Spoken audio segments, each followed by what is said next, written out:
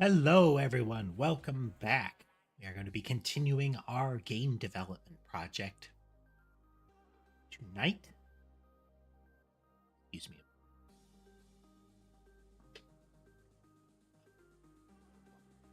Congested throat a bit there. Let's check in with the kitties before we get started, though. We did have Sammy walking by the play area a moment ago, and we do have Sky taking up Ember's favorite spot there. We have to check that heating pad is drifting off the side of the desk. We'll fix it later. Let's see. Mason and Sherbet aren't present. There are a couple of spots that they could be hiding: foot of the bed or under the bed. I don't see them in any of their favored locations. We'll have to see if they show later tonight. Ember is on my lap. Hey there, Dark. Welcome, welcome. We're doing well today.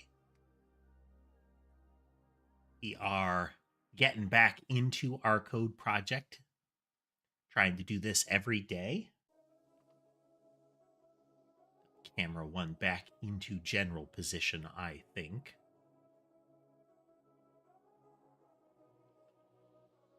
So, we've been contending with a couple of memory leaks. It's largely down to being aware of the extra layer of the node tree in Godot. Anything that's a node exists in the world in some fashion. So it will be things like globals, where globals are cleaned up as kind of the root of the world. But there's also just regular nodes that we create over the course of it. And if those regular nodes aren't attached to a tree that gets cleaned up, then they're going to linger and potentially build up over the course of the session. And we need to minimize that sort of thing. Again, we're going to be dealing with lots and lots of entities on screen. We can show our progress here. We're zoomed way out. We are now using our new collision model, and we have our removal zone, our kill zone around the edge. If anything that's not the player touches that, technically it would get the player too. But it moves around the player. It always stays this far away. Anything that touches that gets removed. And if we look at our monitors here, where is it? Orphan nodes. Those are not going up. We are still creating lots of extra objects. The hope is that this doesn't grow. I am kind of concerned about this number being so high. I don't know why it is. We definitely don't have, nearly 1,500 objects worth of code, but we might be seeing things like the internal workings of stuff like physics engines manifest here. Just as important, our FPS is staying pretty steady. Let's change the template on the blobs just to get that rolling. We have monsters capped at 300 at the moment. We'll need to reload the scene. So we have blobs appearing. We're currently using this number as the counter for the number of blobs. Appearing 1-to-1 with the number of shots will eventually make the shots overcome them.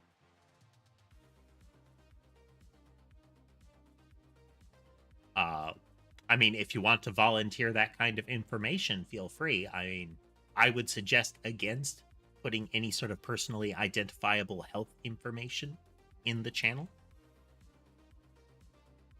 But otherwise, feel free.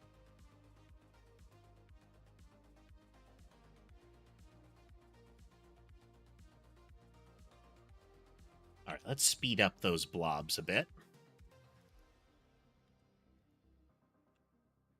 Spawn every half second.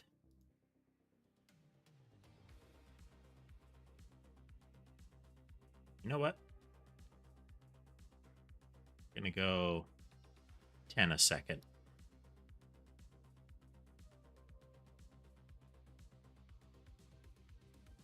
not too surprising. It's remarkably likely that you have communities that are spread out that much. So we've got these propagating really fast. We have projectiles slowly culling them. And if we look at our monitor, we've got our FPS going. Objects are increasing steadily. We should hit a point of equilibrium with this, though. No orphaned nodes. That's good. So right about here is where equilibrium should be happening. Yeah. So this is like layered objects. We do get a bit of a frames per second hitch here. I like how they're having trouble closing in between collision with each other and player bullets. We might have to work on that. We might have to constrain their hitbox more. Because we have that just can we mess with this?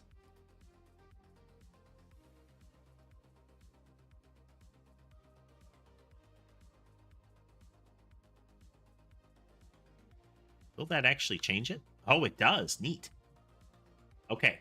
So this is a really weird situation. You see this red flicker around the edge of these circles. It might not be apparent, but trust me, there is a circle formed by red lines. And what that is they're individual collision zones are bumping into each other enough and kind of pushing each other back and forth. What we may need is to add a little bit of randomized wiggle to the avoidance logic, because they're supposed to try to like brush away from each other when they move. We may have to expand that out, but this is kind of the movement where we want it. We could pull the circles in a bit, but that just makes the final like problem circle tighten up. So we're deviating. We still need to fix this memory leak first. Okay. So inside of a spawner, we just have the spawner node. And we need in the ready of it. Have a ready? We don't. Okay. We can just add a ready.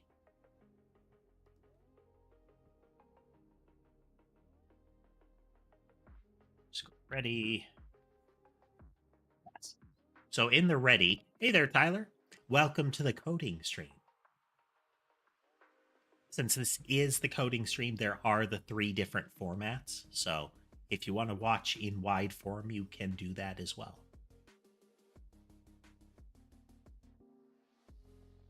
Okay, so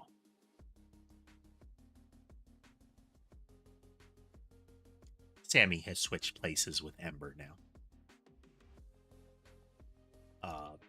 We need a node under this that will house the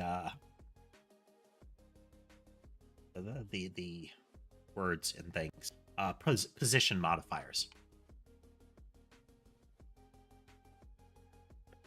Our node as node is equal to node dot new. Fire node dot name is equal to position modifiers.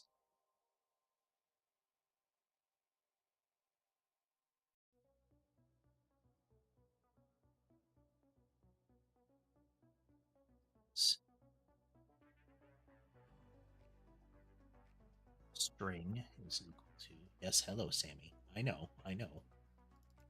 Did I stop petting you?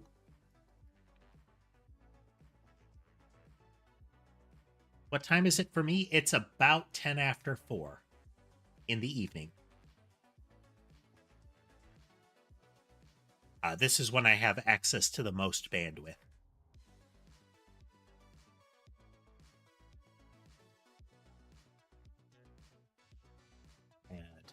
child position modifier node. Okay, so what this is going to do is when a spawner comes into existence, we're going to append a position modifier node. We're going to change it from a local variable, though.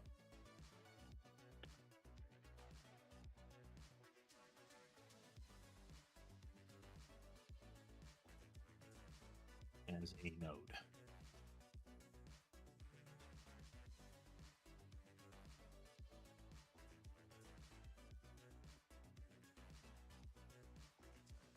Okay, so what we're doing is we're creating it, but we're keeping a reference to it. We need that reference later. All right, Mud, thanks for swinging through.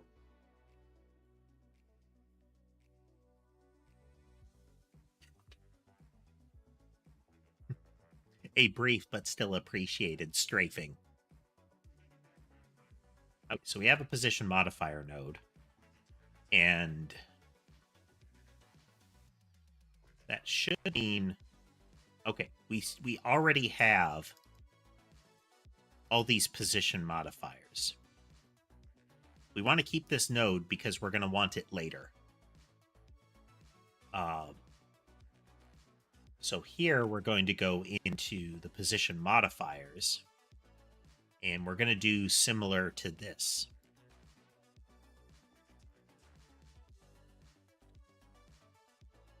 We're going to add these in.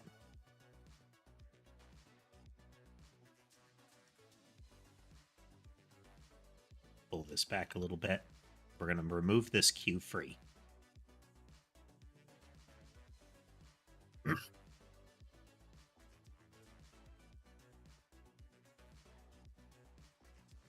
Okay, so we're getting each of the position modifiers. We're instantiating it, which means we have created a node. And then we say position modifier node. We're going to rename this. No, we have position modifiers. We'll keep the node. Add child. Instantiated position modifier. All right, what this will do is it's going to create a child node under this that contains all of the position modifier entities, which are nodes because we need them to be able to be packed scenes.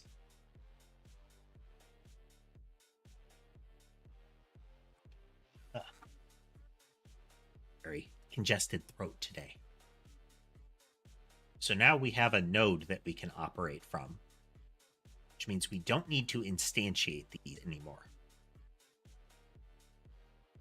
In position modifiers.get children. Dot get children.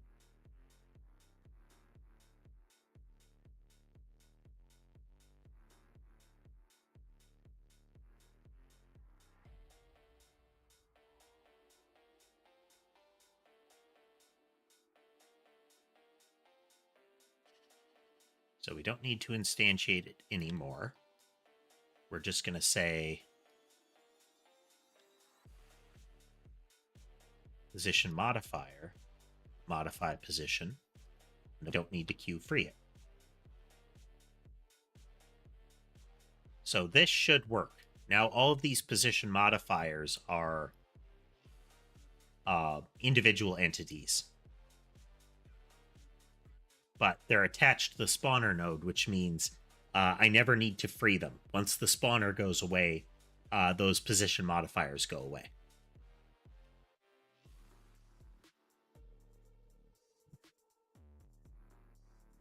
Okay. So now we are going to go into our homing mouse. And we're going to take a position modifier. Yeah, we have spread shot. So we're going to take the count, and we're going to make this 9 to make 10 project. Make this 0. We're going to add an element and make that 9.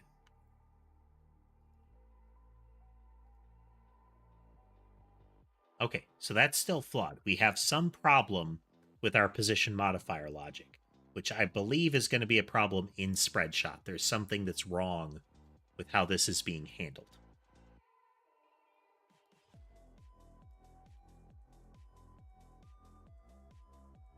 Because this should iterate over a collection of mob bodies and fan them out.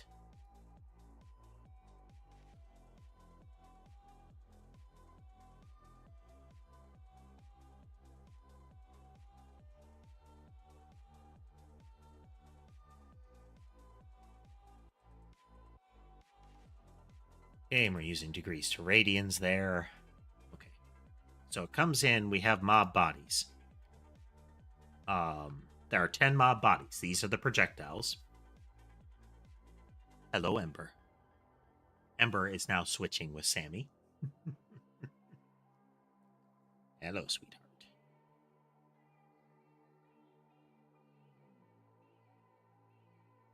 Ember will come through and toast on my lap. The fact that Sky is where he is effectively denying Ember her favorite spot. Sky will come over and lay on her, but she won't come over and lay on him. And she only tolerates that from Sky.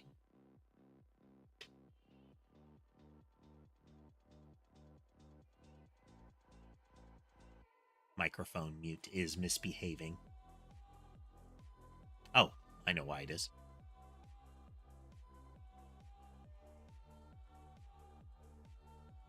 There we go.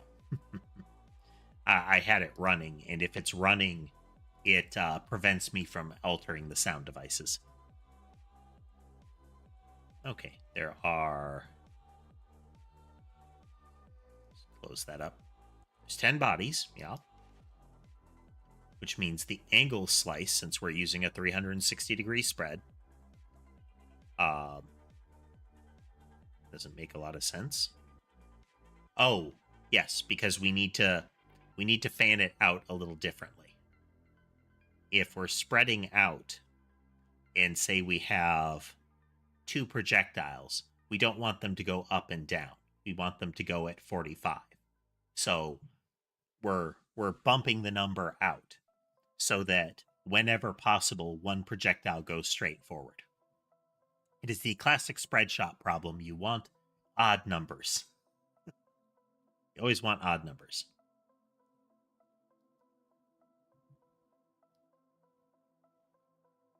Okay. So we're going through the number of... We're going through our spread angles. And we're starting at half of the angle minus 1. Or times minus 1. So things get weird here. Because we want it to be in that halfway part. So if it's 180 and there's 2, we're going to try to put them in the appropriate angles. But in this case, they're going to go up and down. So we say our spread, they would go up and down if we just use spread angle divided by 2. So that gives us 180, the spread angle divided by 2. Hey there, Ghost. I am probably making a real hash of explaining the Spreadshot logic because there's a problem with it and we need to walk through it. So we're kind of rubber ducking this. Anybody ever heard that, rubber duck programming?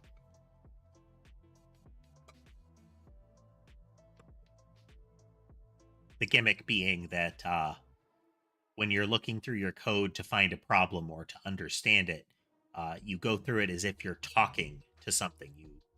The part of the gimmick is often you have a rubber duck on your desk and you talk to the rubber duck. I can just talk to chat, but the naming convention holds. So if we had 180, so half of this, we're going to have negative 180 as the starting point. And we don't want the starting point to actually be 0. We don't want it to be that facing our direct target.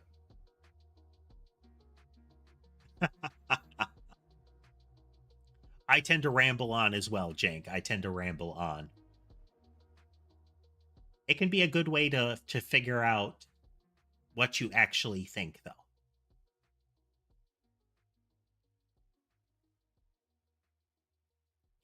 Gets you out of that decision of the moment and makes sure that that you have some degree of certainty. It's not always the right decision that results, but at least you're more confident that it's the decision you wanted. And it can sound crazy to other people, so that can be a plus.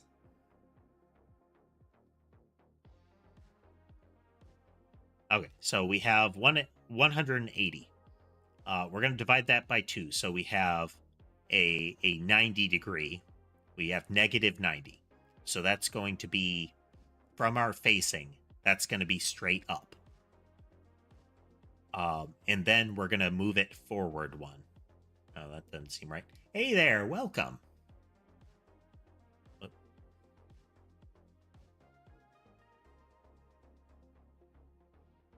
So we have 32. We're going to move half of that. We're going to move 15 up. That's what the negative will do. We'll go 15 up. But then we're going to add 30 again.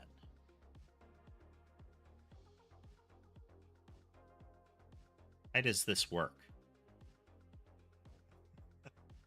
I feel like I could rename this whole coding operation to why does this work?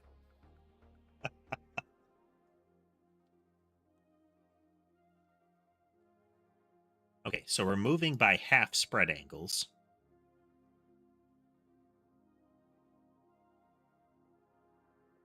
And we're reaching the end.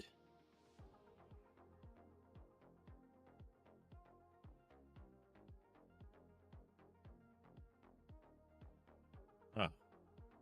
Okay. What is our first eye?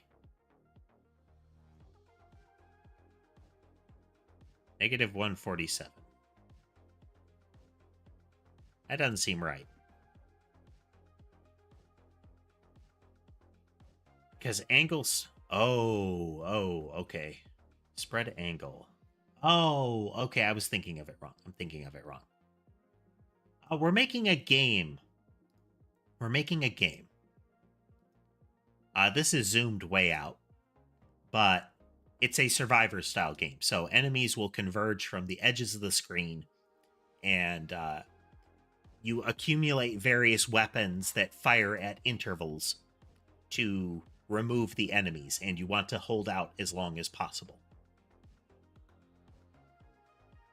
There are a couple of things that I need to adjust yet, a couple of features, well, a whole bunch of features that aren't in yet. But we've got basic function in place. We have the little blob swarming. We have the edge of the screen, or the edge of the world zone that removes things. And then we have the ability to, move around. And you can't really see it, but there's a default projectile being fired. Part of it's not working. That's what this little dotted line coming this way is. And we get to the edge of the screen, and the blobs are getting removed. And thus more blobs start spawning. We keep moving, and every time we get to the center of a screen, the adjacent screens get populated. So as soon as I touch a red dot, that is the edge of a screen, or that is the center of a screen. So I hit that, and bloop, it fills in. Now, it's not exactly the red dot. It's just that's a good indicator of the center of a screen. If I come here, there's some rounding that put that other one in. But we can still get the edges. So this is where we are currently. We've spent some time getting the spawning in. We've spent some time getting all of this stuff working. Let's zoom in so you can see it better.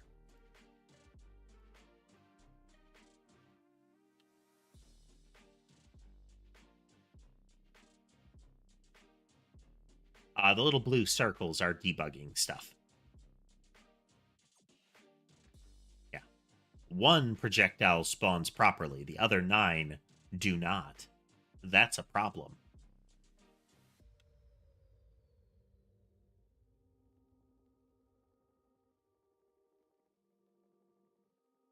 We're also going to have to come up with something that makes it so that simultaneous collisions are less likely or potentially not plausible.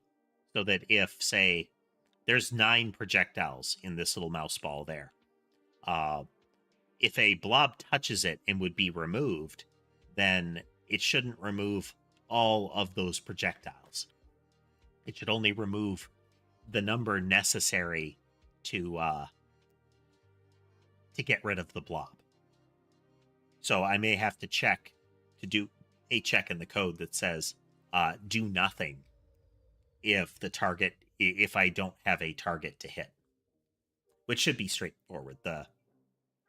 If the mice detect a collision at all, they just go away after sending a signal.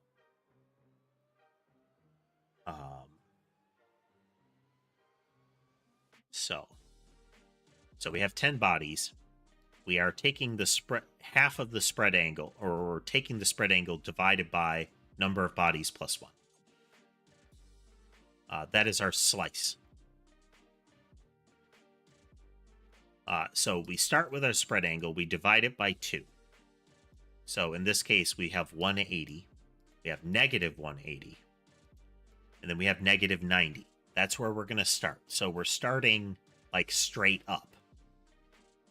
And we're moving 1 angle slice in. So we're about 60 degrees. And then what that should do is it's going to go until half. So it's going to go to the other side. And it's going to move in angle slice increments. Is that right? Yeah, it should be right. I think that's right. So we put a breakpoint here. We run the code. We have our first projectile coming up.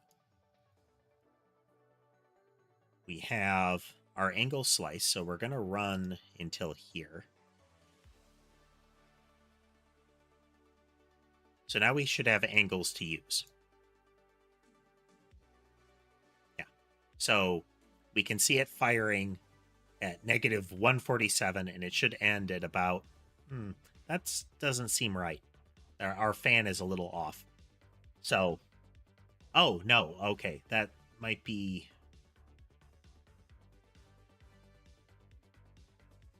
Okay. That's a little off. That's a little off. We want this to be...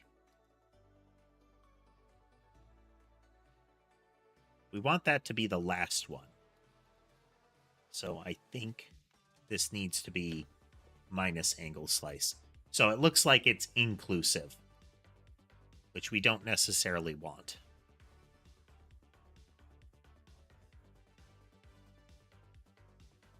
There.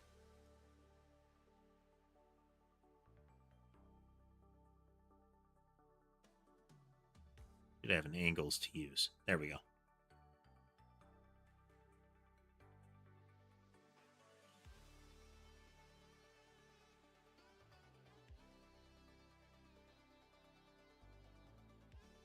Well, now that... Oh, yeah. Here. Wrong breakpoint. It's a chat-heavy stream. Feel free to fire away if you got questions or comments or anything like that. Okay, that's about right. It's not quite right, but that should be about right.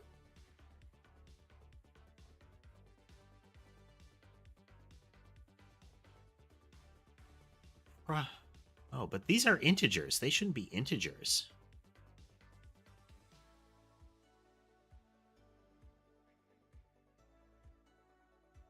Okay, I think I know part of our problem.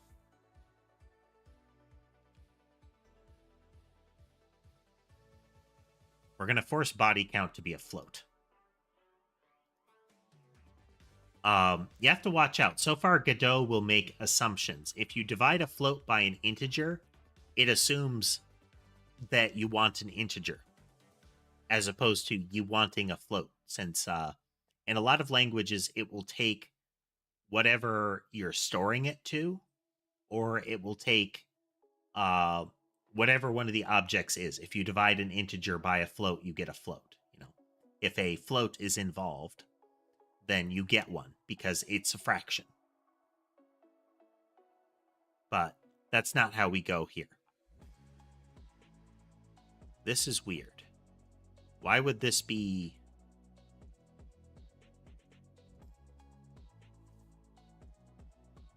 Do I have to do this?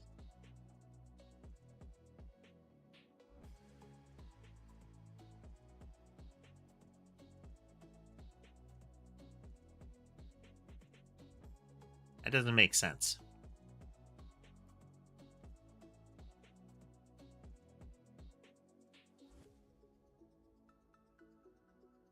How are we getting such even numbers?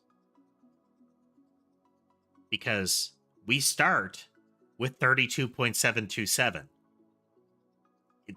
These are floats. They can't be such a nice number.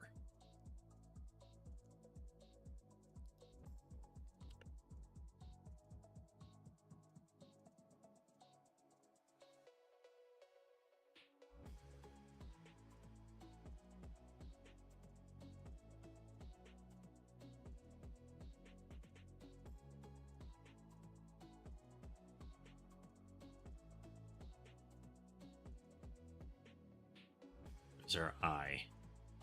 Okay. We need to do this a little differently. Let's reset to where we were just to be sure here.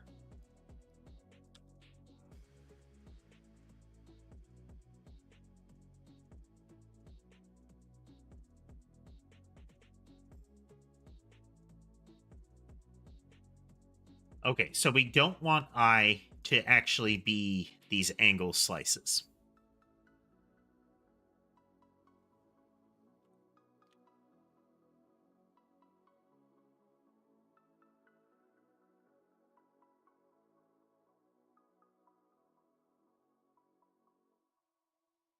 Float is equal to this.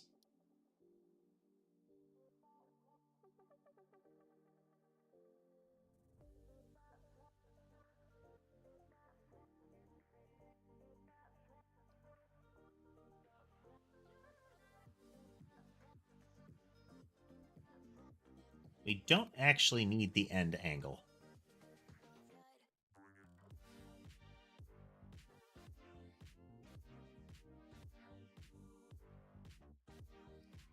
We already have...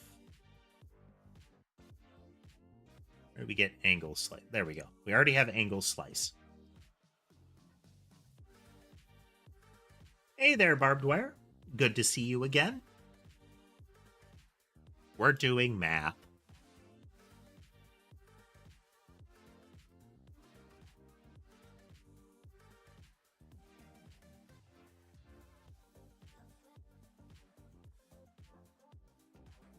Float is equal to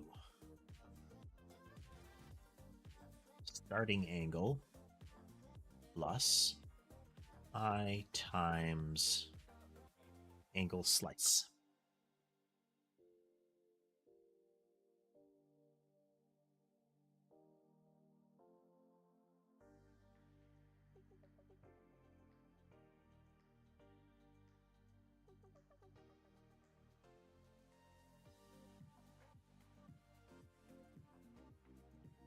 Should be 0 to body count. I think it's exclusive. We'll find out.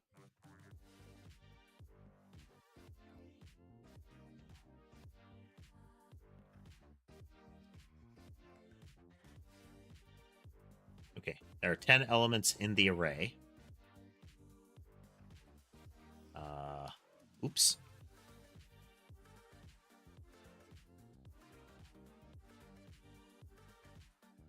There we go. Okay, we have decimal values now.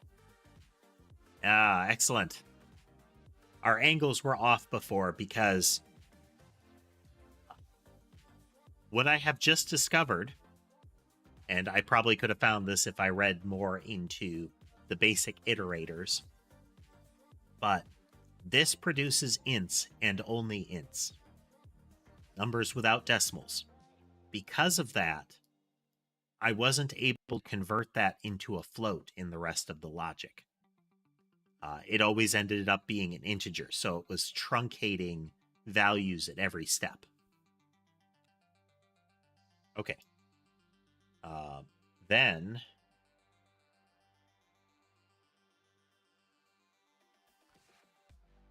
we're going to go through. We're going to say, okay, give me movement templates. We have 3 movement templates.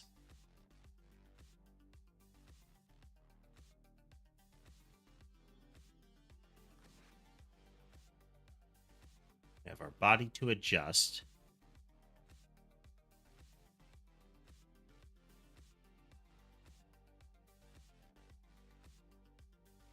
So we get our mob body.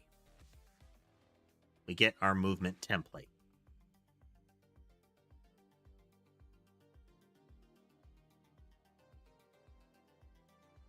So we have one of our projectiles. We have our movement template, which is target random. Okay.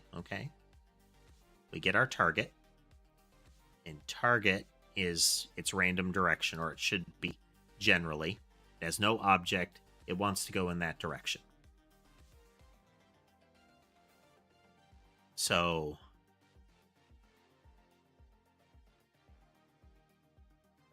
then we're going through for each body. We take the degree to use in radians. Has to be in radians. And we rotate that and put it in the new direction. I don't think we need this new old. We could probably clean this up.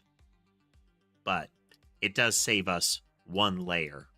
We don't have to say target.target direction.rotated. I think it's largely irrelevant. We technically take up like 32 more bits or so in this function.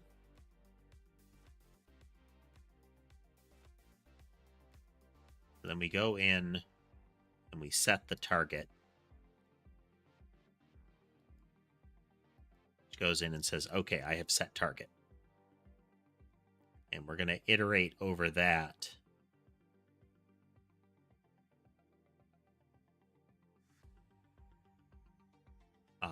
So we're going to go over each body and we're going to rotate it. And we're going to go over each one of that body's movement templates. So this movement template should be nearest mob. Target random mob. Okay. Target random mob should still be getting a entity properly because we have the target zone. So we get our target from that, and our target should have an entity at this point. Yep. As a target object, that was the direction to that target object. That direction is going to override the prior one. So we have a target mob, so we're going to use that.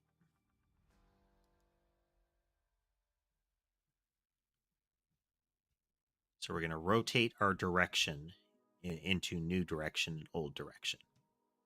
So it is adjusted.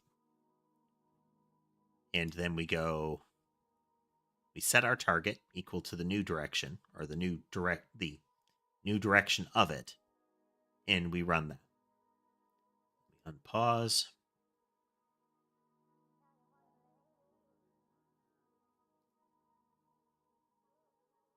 We are going to put a pass here.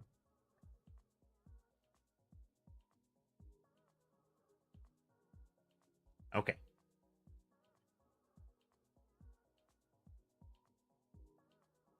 Is our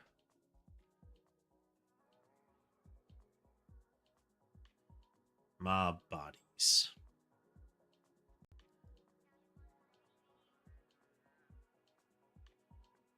So it has movement, a resultant target, 376927.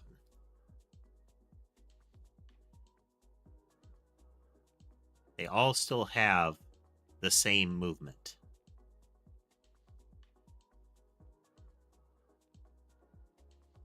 Something has gone wrong here. We are getting some sort of, I think we're getting some sort of by reference thing going on.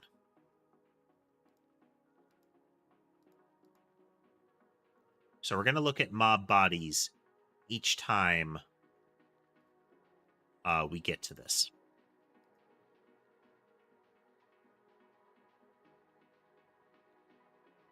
So the first one has movement, and the movement has target, negative 862.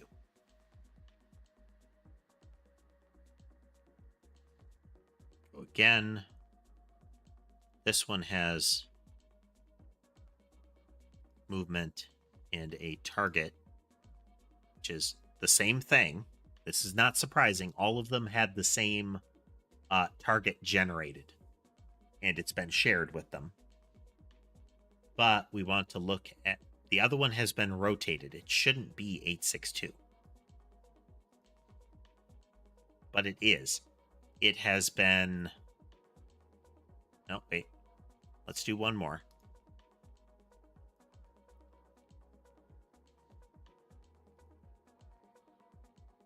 Okay. This should definitely... This next one should definitely not be 862. But it is. It's not sticking.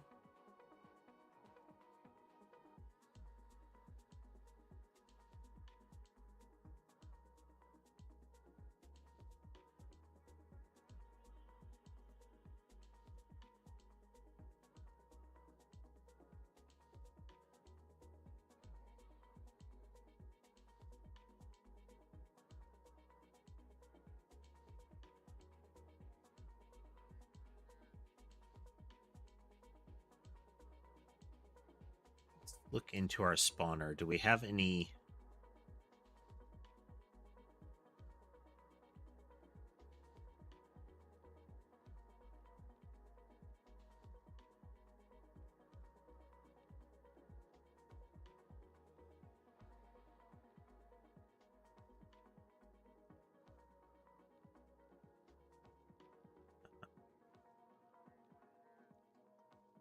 target equal to...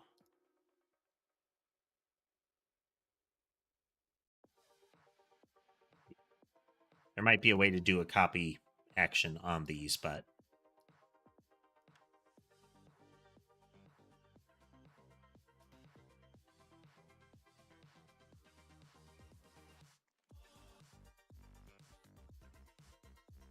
Or we are setting this equal to a copy.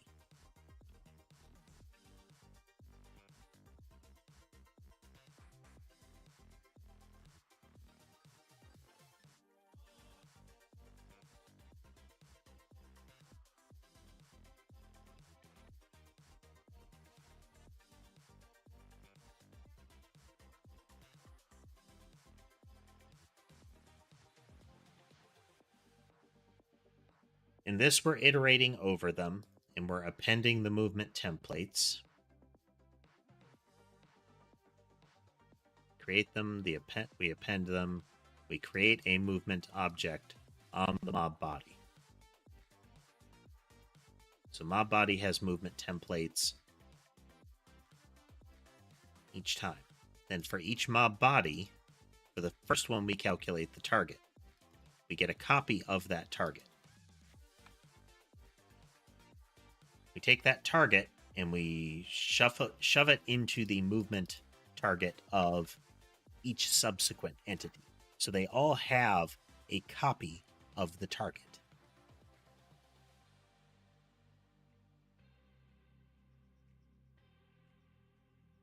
So we are entering the first time. Go another. First one should be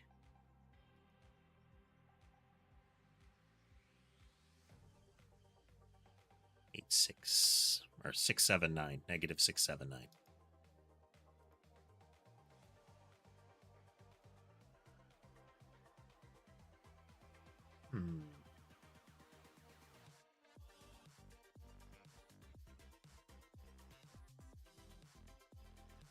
Go into our target.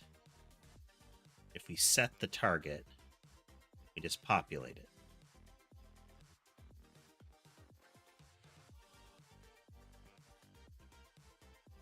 We can check if a target is already set by seeing if the direction is non-zero. Essentially, it's a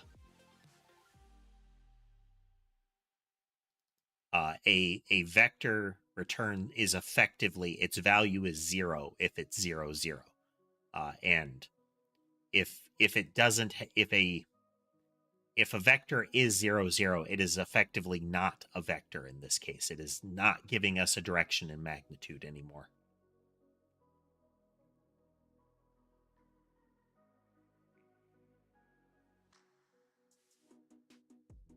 Create a new target, we return that target. But they're not even moving at all. Interesting. So how about we remove the blobs again?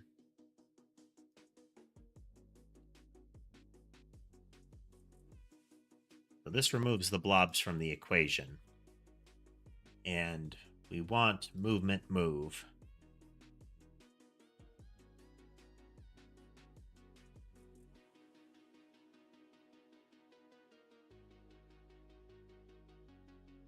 Each time we're adjusting the velocity of the body to move. So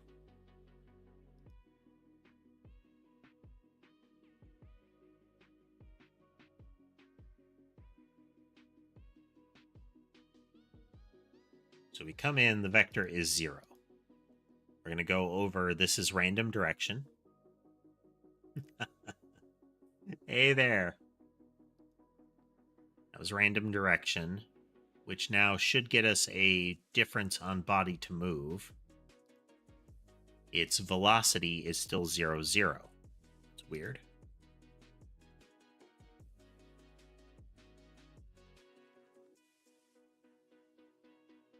Still 0 0. And the third time. Oh.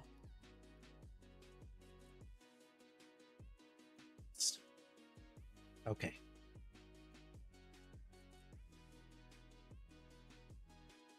We want to get here.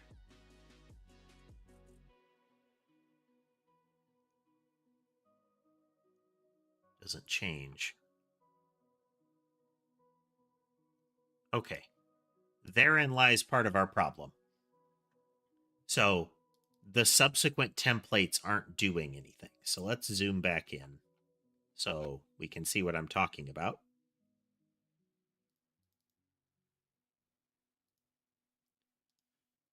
One. So we're spawning 10 mouse projectiles at once. These aren't moving. 9 of them aren't moving. But they should be. So I suspect we have a problem here, where we are setting the target. And that target isn't subsequently being propagated.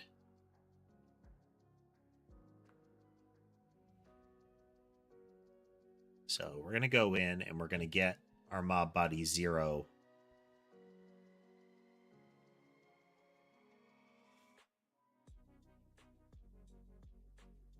I put it in a blank spot, and that is a no-op piece of code. So you never if I break on this line, it never happens. So you can't break on line 72 because it's empty. Okay, so we have our target. We have mob body 0's target. So it has a movement. Movement has a target. It's going to 999 there.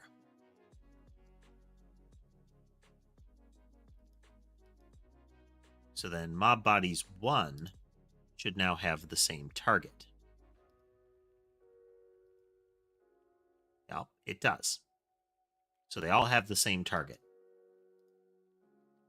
Like, that is happening. So if we set, the target starts out as a new target.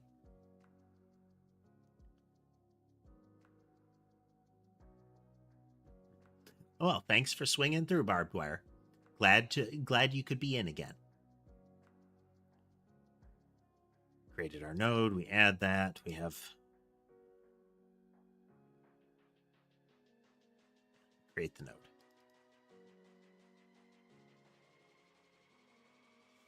We add movement templates. We append the child for each movement template.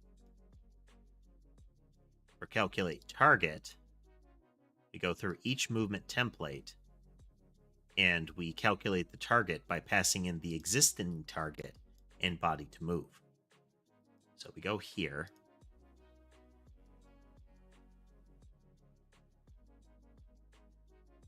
So we have a target.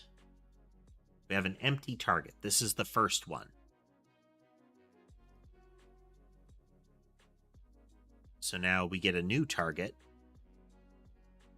and we have a direction. So if I do this again, we should have a different target now. Oh, no, there's no mobs. So same target. The mob one won't override the random direction one.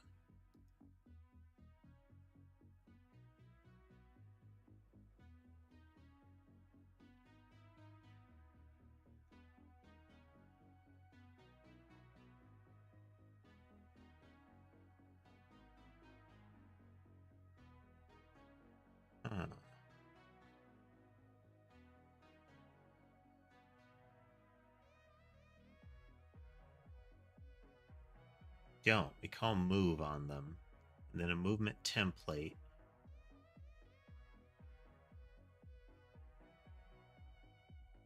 Let's sting.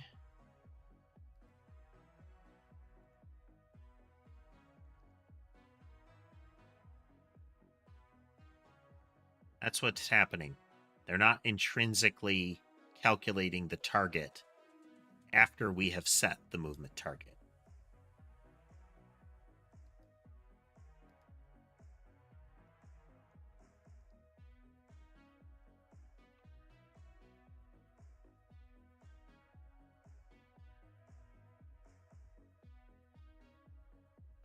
We do this.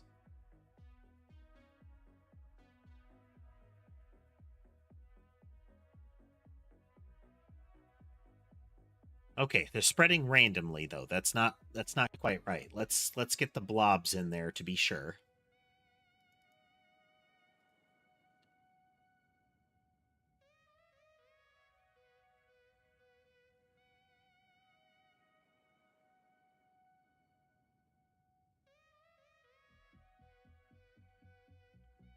It's recalculating the target.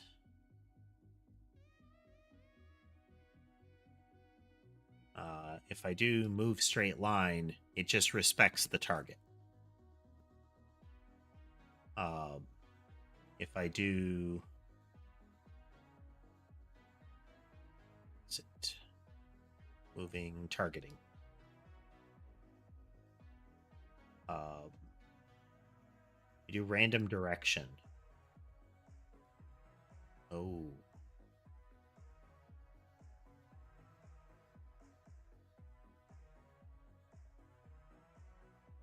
Okay. Random direction is overriding the target.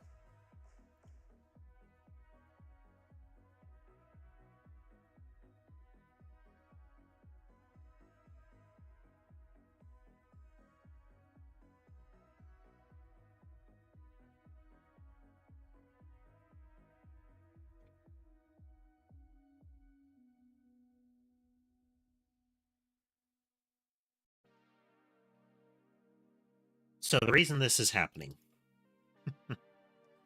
is we are passing along a pre-generated target. We want things to use that, but we want there to be a local target entity that can work. So the first time we go through, when the mob is created, we call calculate target on the first one in a group. So if there's 5 in a group, we call it on the first of the 5.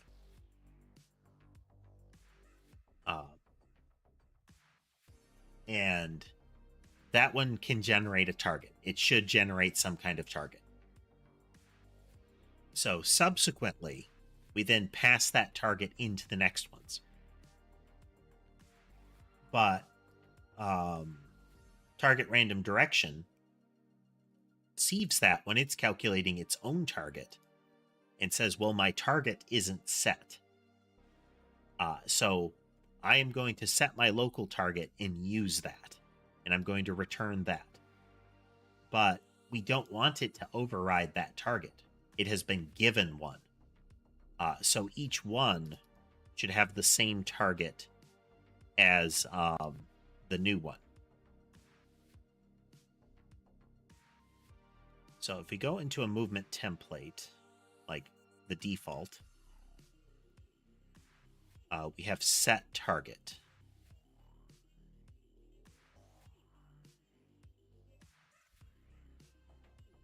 Target is equal to target.copy.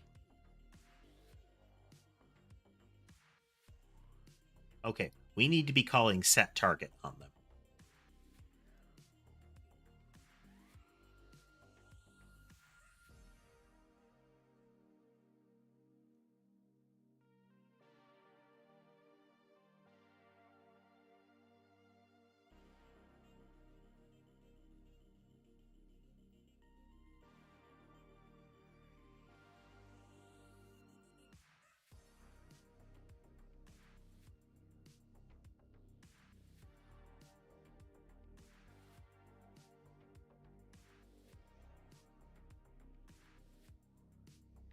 Movement has its target set.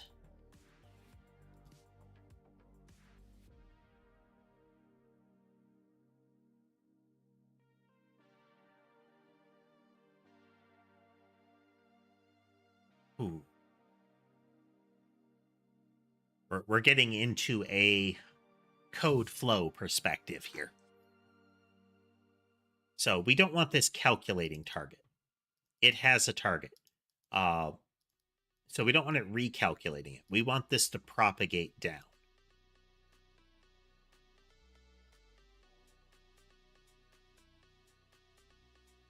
So I think movement objects need a set target.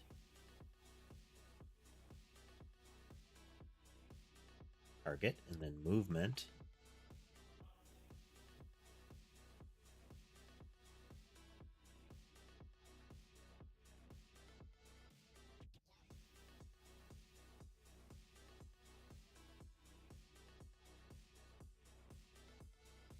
Have a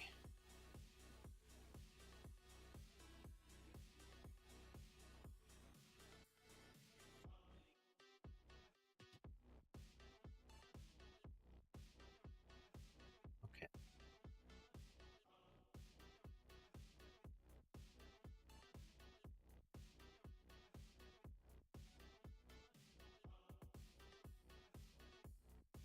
Go through and we're going to get all of our movement templates.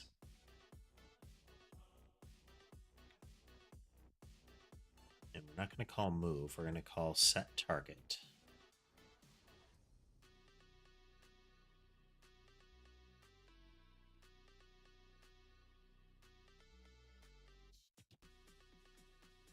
Value.copy. This is probably redundant. Actually, no. Let's target is equal to value. We should be passing in a, like, we may want to pass in by reference.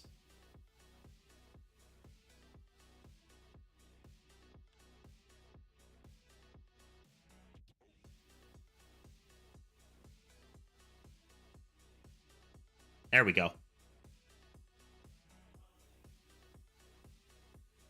let's go into spread here. Let's just add more mobs, actually. 9, and the blobs will spawn at 0.1.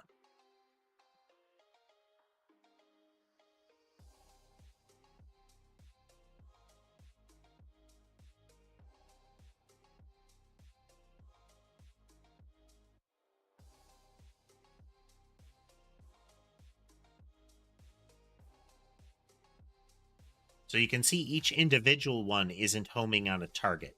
It's only the one that comes off of, like, there's a point straight out that is between two of them, is where it's actually aiming. It is the space opposite the open space. So if we add more projectiles to our homing mouse spawner here,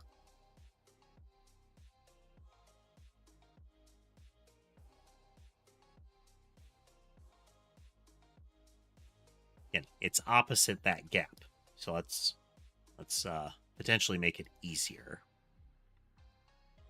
Let's say 2.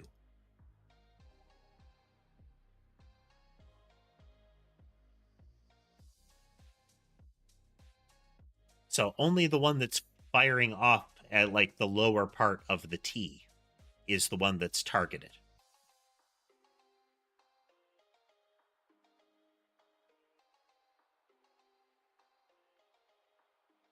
We add 4. We'll get a... We'll see more of a fan here.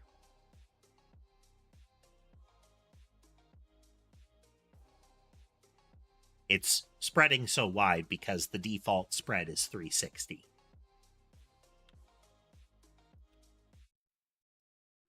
Okay, we've got that working again. Now we need to go in, and our player scene needs to be a mob body. I think that's what we need. And that during the player process step, we do all this same stuff. Well, we do similar things. We're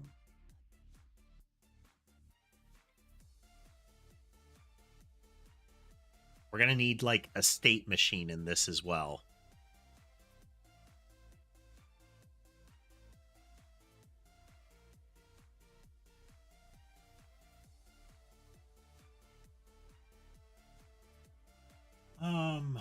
How we do. Okay, we're gonna make a new player entity here.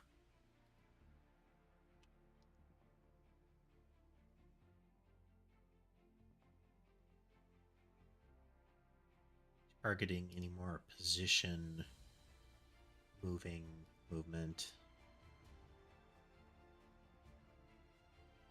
Mob catalogs.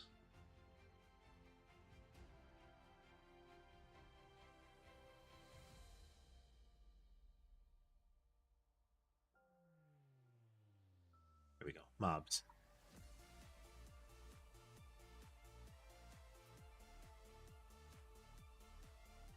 Make a new folder here, and we're going to call it player.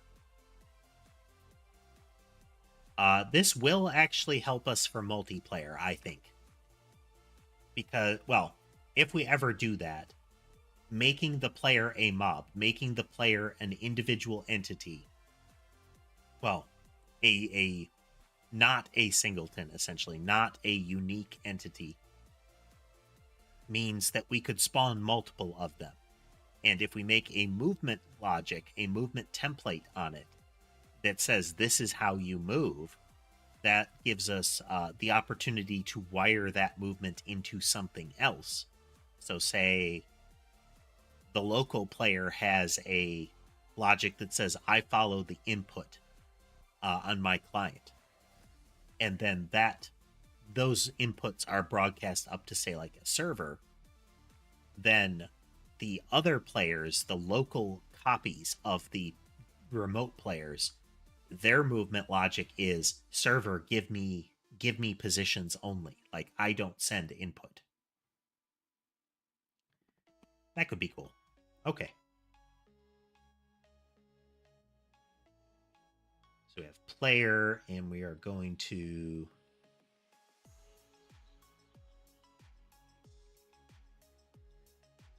inherit a scene.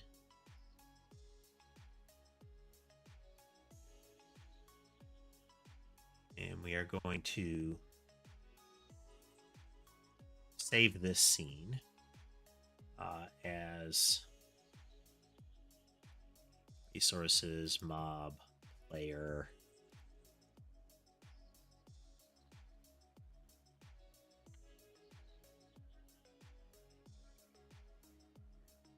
As the player body.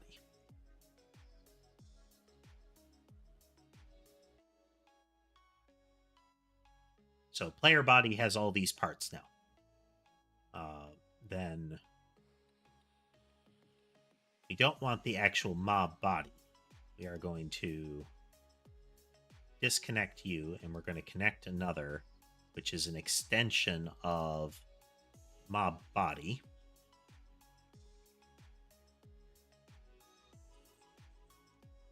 It will inherit from that.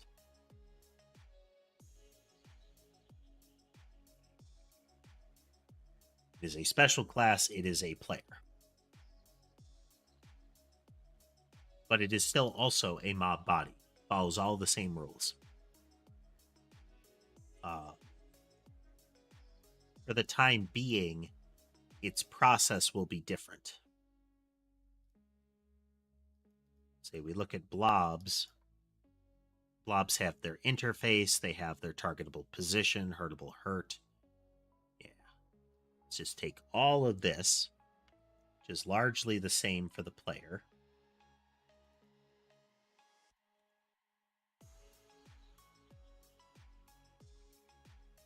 Save that. Okay, now we're going to go into our original player code here.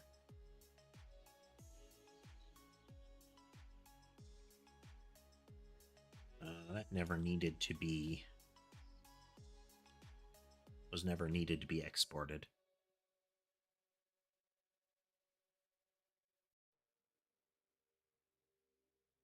I want to change this to an animated sprite. So we need to figure out a good pattern for this. Okay, so it's going to be an animated sprite. We need new sprite frames. Go into this. We have... How do I change the name of this?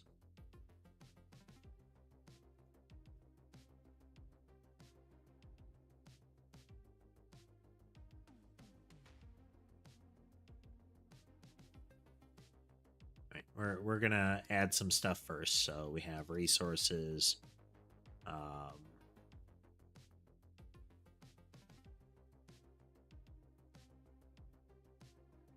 We need art.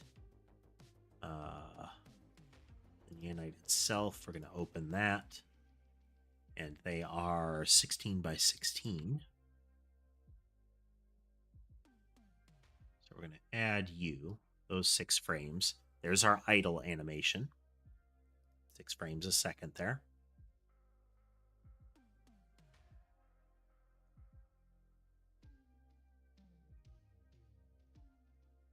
There we go. It's idle. Then we're going to add another.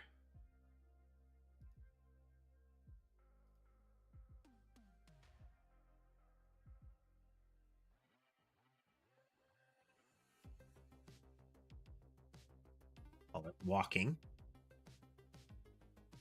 Going to go in. We're going to take that one. It is still 16. Kind of a hassle.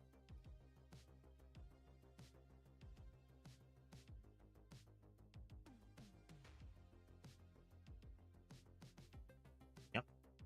Add those frames. They're automatic as well. Oh, okay. We have a default here.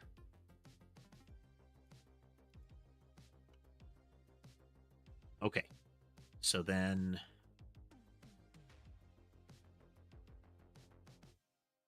we have our process function, which we are going to take wholesale here, and our physics process. and we go into player body, do this. We're going to get a bunch of errors out of this.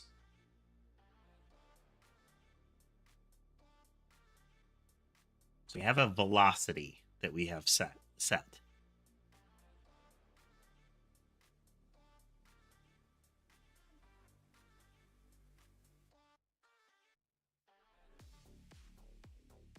We don't need the animate anymore.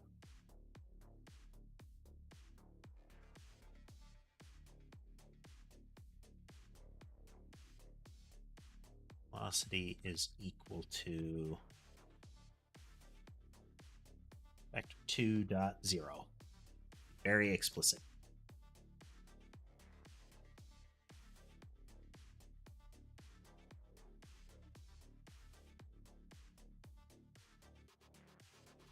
We will move these somewhere else because these are good constants to have around.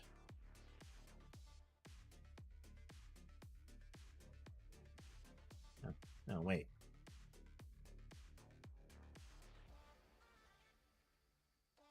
Plus equals vector 2 dot up.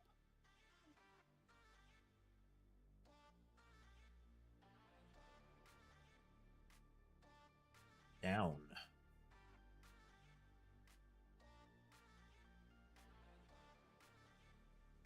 Dot left. 2 dot right.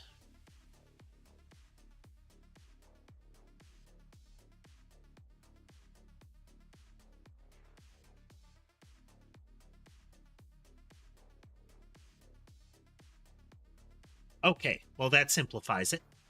We have messages set up as to whether you're pressing like ASDF or the arrow keys, that kind of thing, for movement.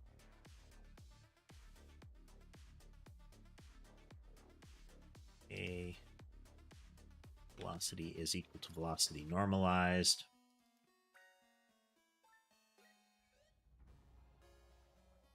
Say if not velocity.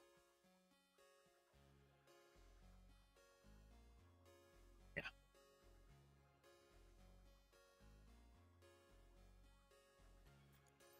Let's see, it should be our sprite dot animation is equal to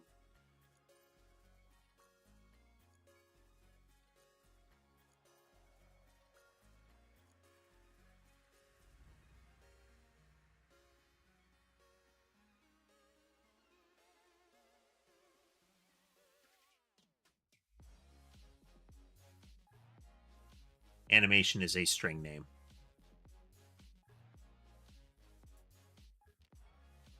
Okay.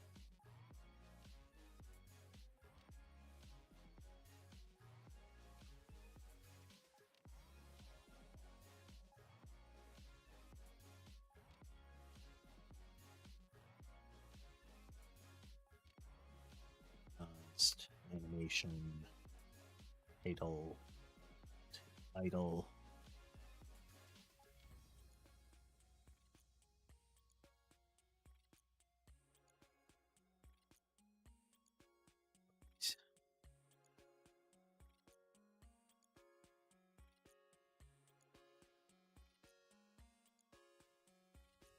How do I get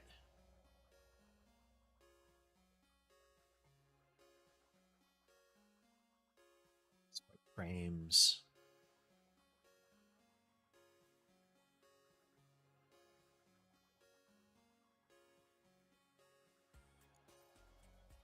Okay, I think this will still be the safest.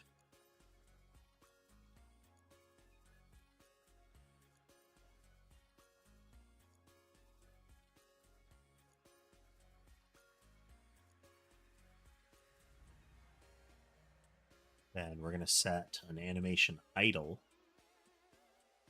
I'm going to want to set these somewhere else as constants because everything is going to use these. They don't move, they idle. If they move, they walk. No problem, Tyler. Welcome back.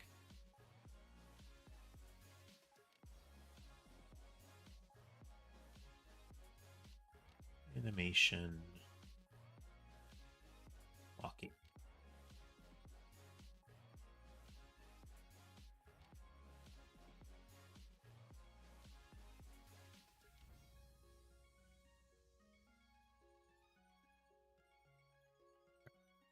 If velocity.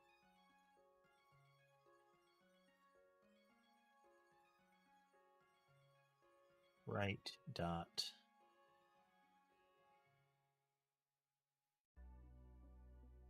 Okay, flip H is equal to true.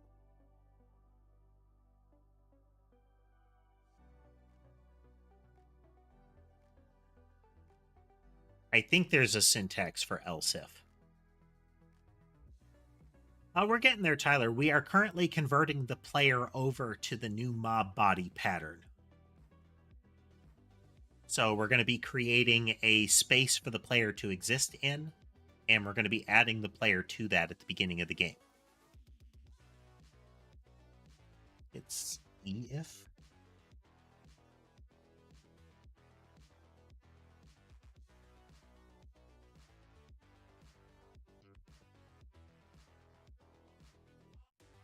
No.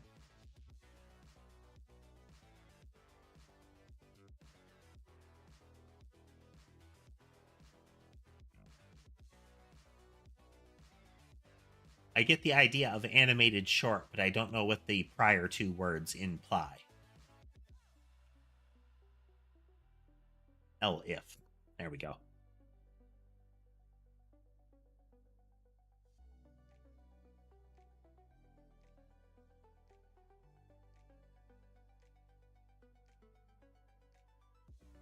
Animation is equal to animation idle.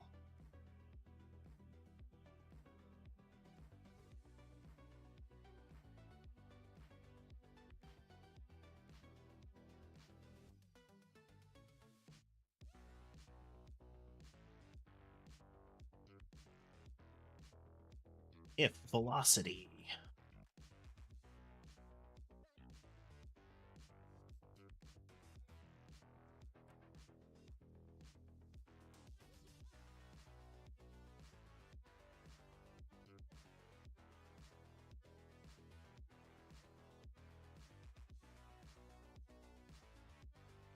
Equals velocity.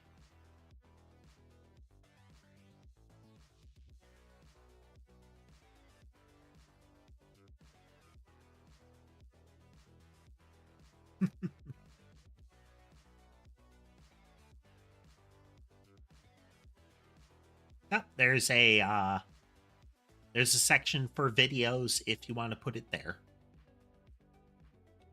Assuming it's not something inappropriate.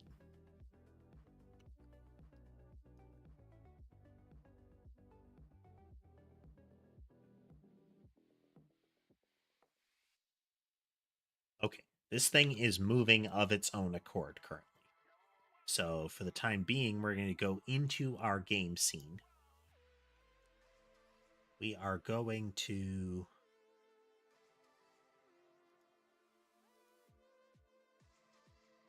add a new child to the game. It is going to be a collision zone.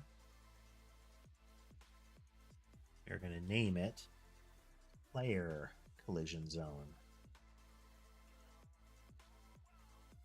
In its collision, it exists on the player level, but it looks for nothing. And then we are going to add a child to that. Is a player. And we're going to move the camera to a child of player. And we're going to remove the player node. So this should start it the same way as before. Or it'll hopelessly break it. Stop. Okay. Didn't hopelessly break it. Game object has a player. So the player is that.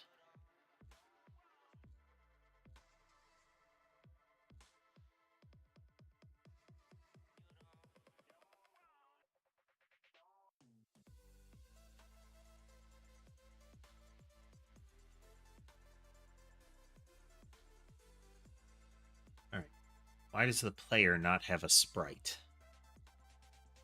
We're in process, so it's got to have a sprite.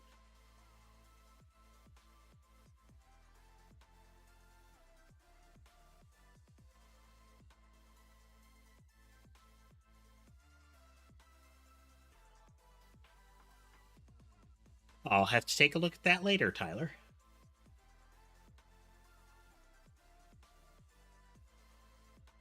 My body code?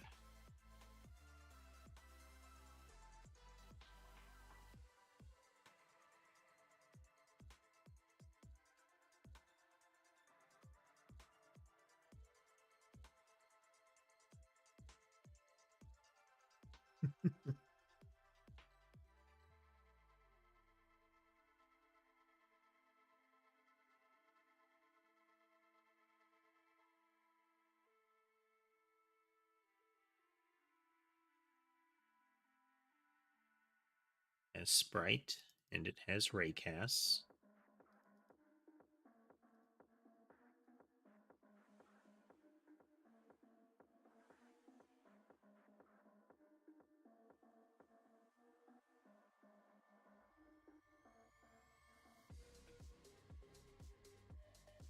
Sprite didn't get set. Okay, why is sprite not set? Right there.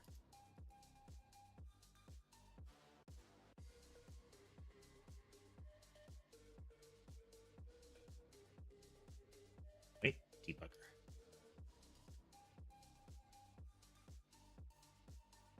No, not found. Sprite and raycasts.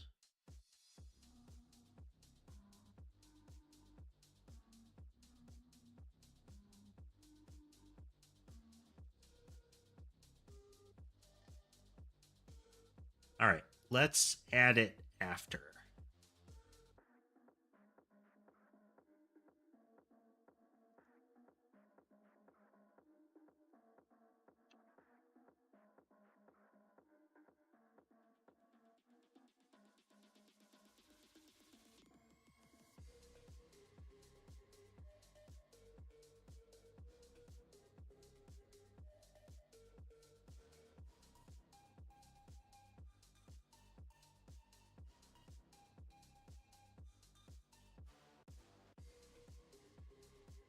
On ready.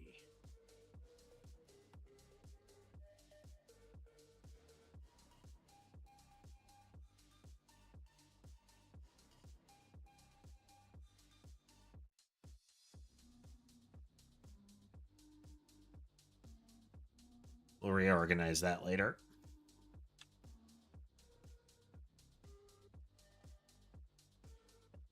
New.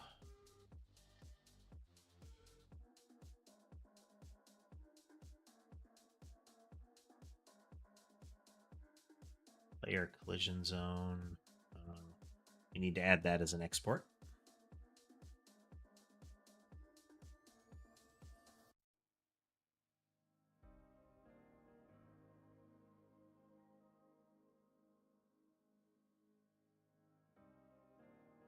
Sort these accordingly here. Variable player collision zone.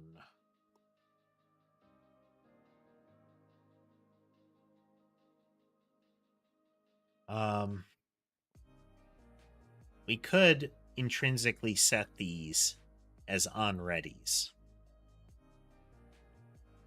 but that necessitates that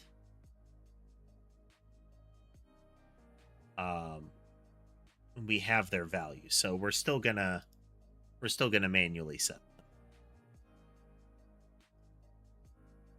like that.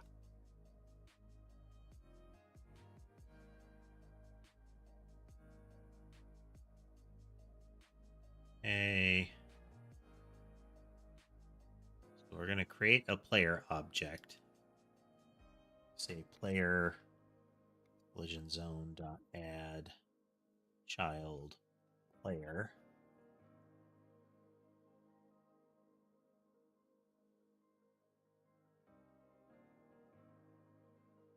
Our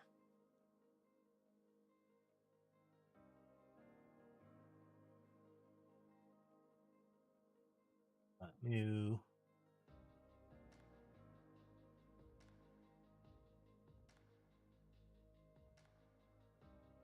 child camera.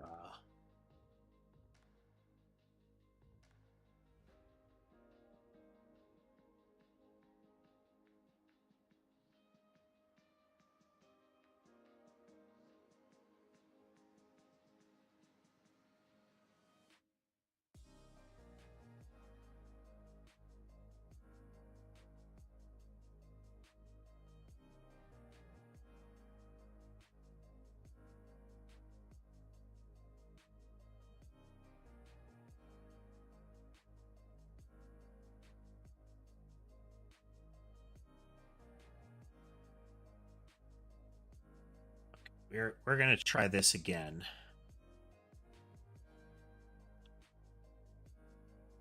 We're gonna add a camera under it.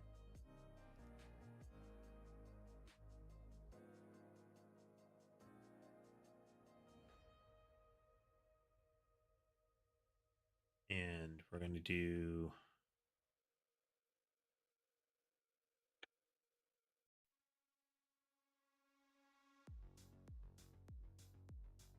hey there, Colin. And we're going to add the player to this.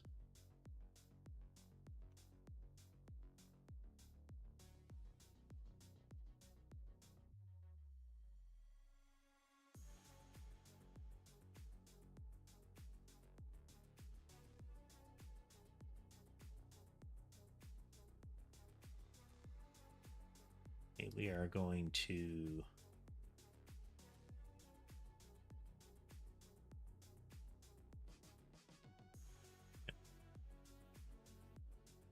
lower that down, and we're going to change that to for testing purposes. Still making codes.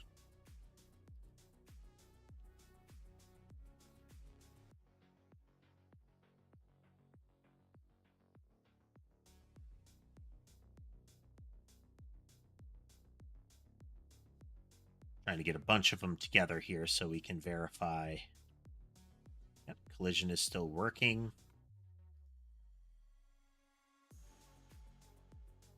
Okay, we needed to use it as a scene here.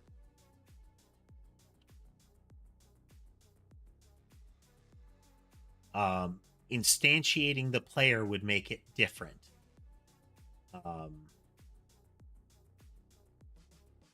So let's try this again.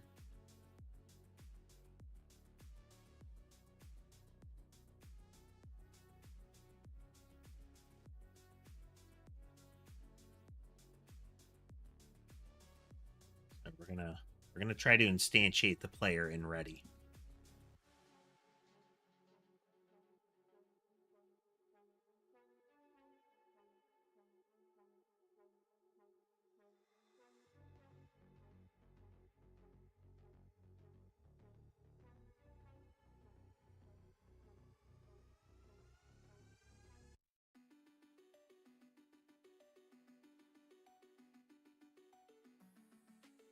Packed scene.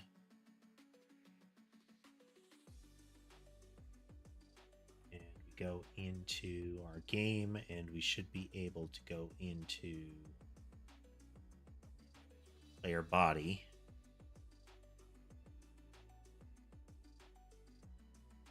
In export. How are you folks doing?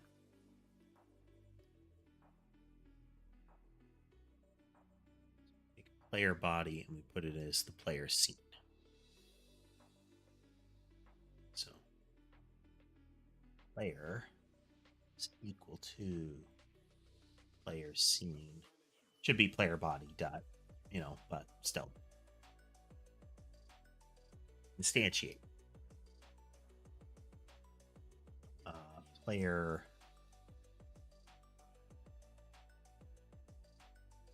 collision zone dot add child player,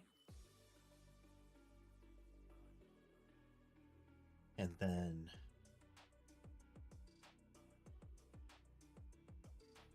player add child camera 2d.new.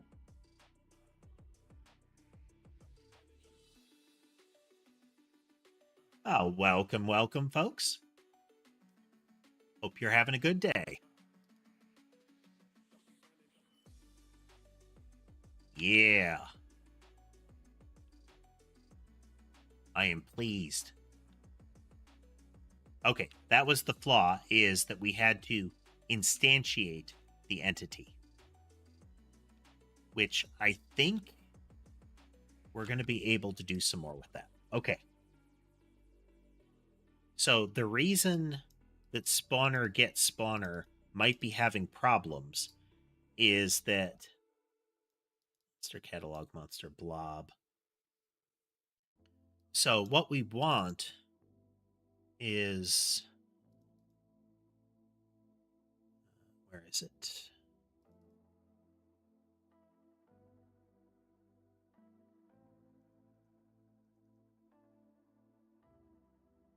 Why is this not showing up?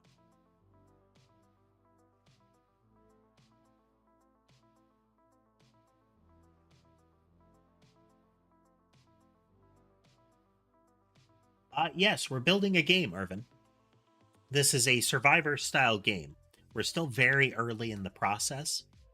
Part of this whole series of streams that we're doing is learning the coding engine that goes with this. We're using Godot engine.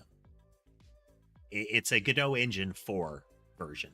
I don't know precisely which one. Let's see here. 4.2.1. We're technically using the mono build of it, which allows it to interact with C# libraries, but we're not using that feature right now.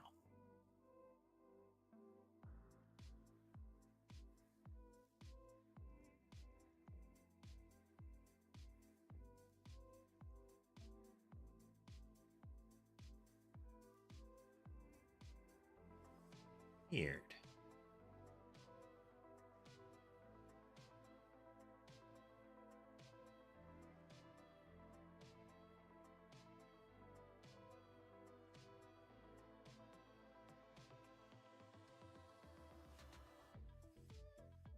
Well, thanks. Let's take an opportunity. We'll check in with the cats.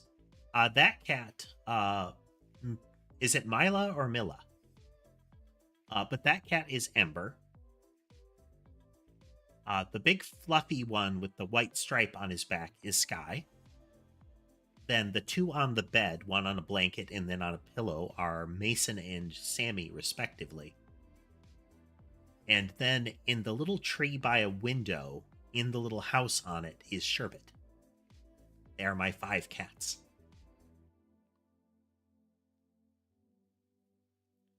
I have an array of cameras to track them.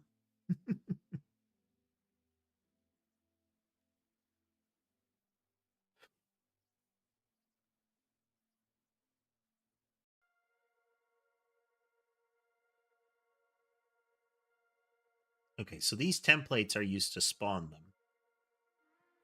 And they give us a mob body.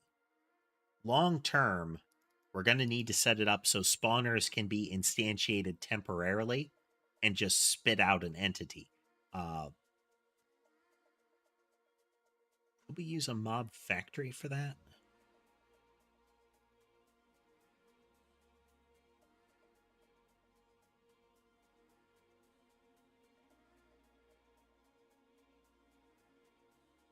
We can give it a mob.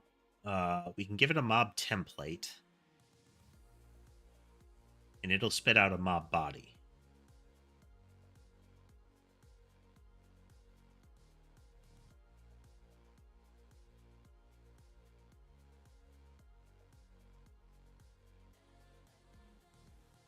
Yeah, that should actually work. That should work. So, just like with a player, we're going to create a new resource. And it is a mob template.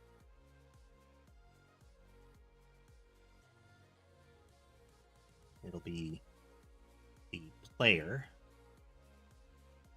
This is a player template, which uses the player body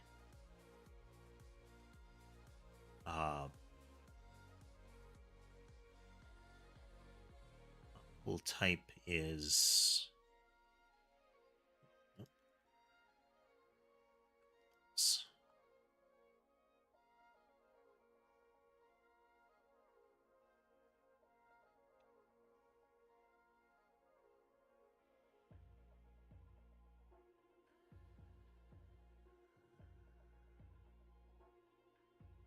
Okay, it's going to try to add the player to a mob pool type. So we're going to want to adjust this, actually.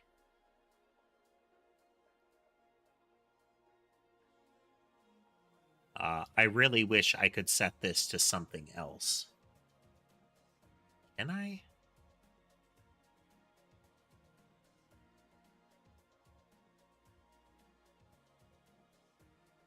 That's a flag.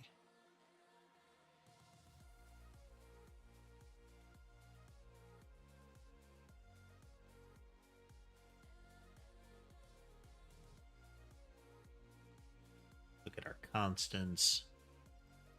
Okay, okay. Hey there, sniper. Welcome. We're in the process of converting the player entity over to the new collision model. We've mostly got it in there, but we're trying to make it so that we use all of the relevant systems. So I'm trying to figure out how to make it so that the mob factory and mob pool types will work for this.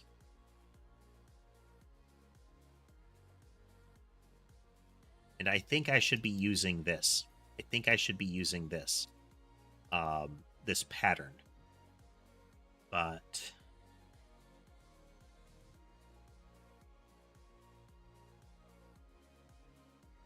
symbol. Export flags, file, easing.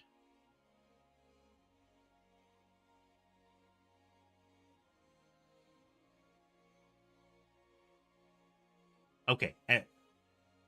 What does the 2 mean? That is a... It's meant to translate it so I know which object to put them in when I create them. But I had it set up badly. This is how I think I can do it right. Yeah. Hey there, Pyro. Or Robot.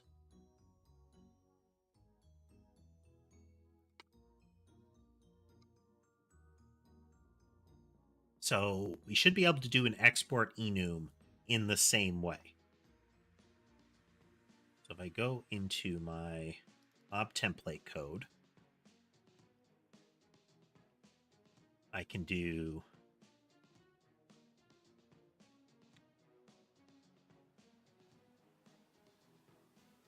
export enum. It is going to be called mob pool type. So this might break stuff.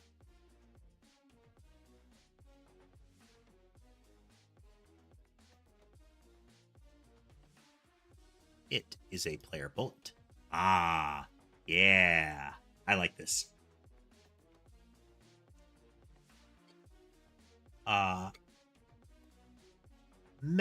Metal-like things. Pyro, metal-like things. Much of the body is derived from nanofluid. It's kind of grown like a artificially cultured organ. It still results in inorganic components like, fiberglass like hair, metal outer shells, glass like stuff.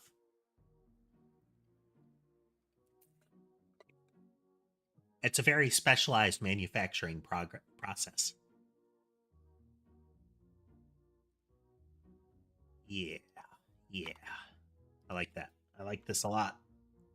It's so much better.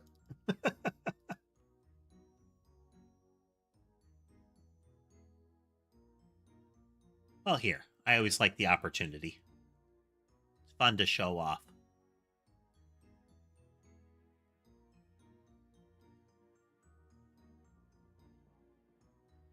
So, eyeballs.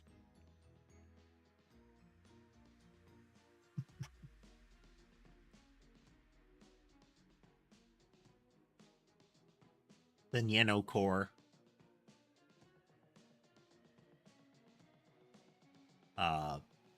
Generally not visible internals, but the prototype model tends to get a little scuffed for entirely non-violent reasons. Okay, so our projectile is a player bullet. Our player is a player object.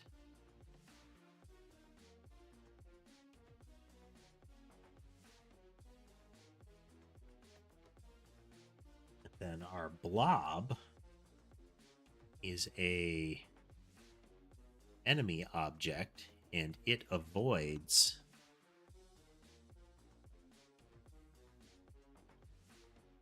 the player in the enemy. It won't fully collide.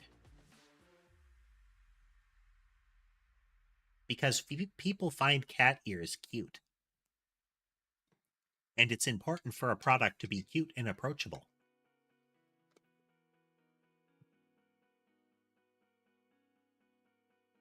People are less likely to suspect it. I mean, more likely to buy it.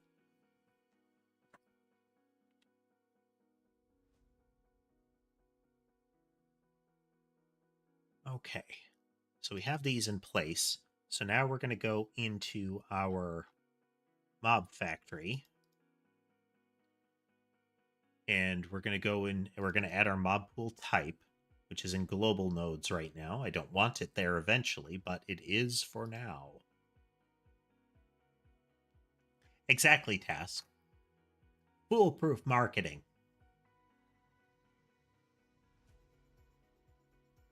So we're not going to use mob pool type. That is going to cause problems in just a moment.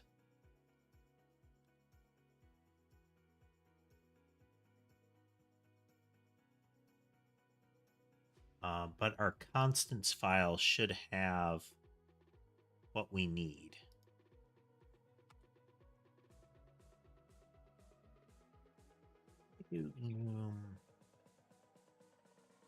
Test.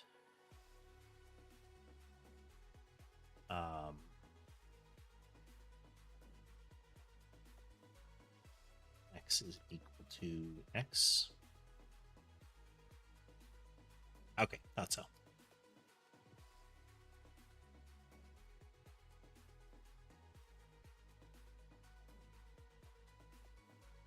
No weaponry. Certainly not weaponry. Why would something cute and approachable have weaponry?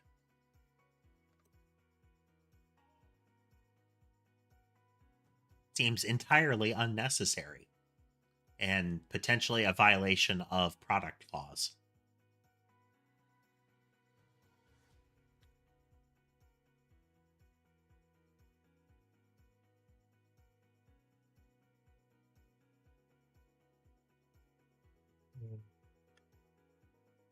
String to all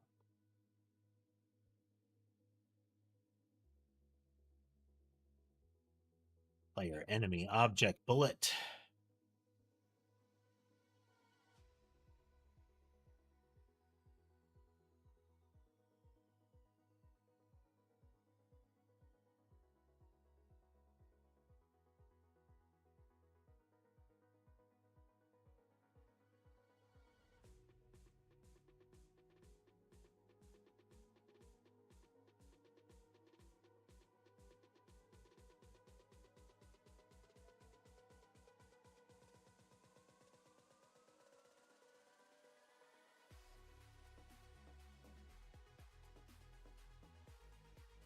Okay, we're going to be able to fix this here.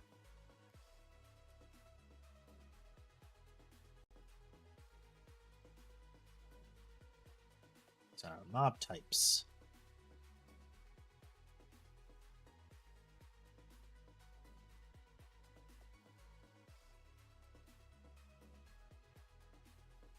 So, just so. So. Okay. Have.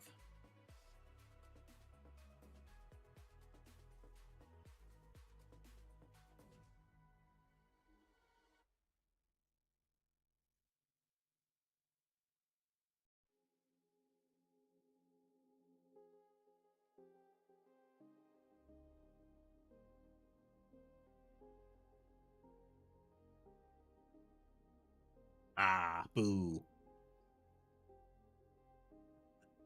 Okay, this is a failure surface. I don't like that, but it'll have to do.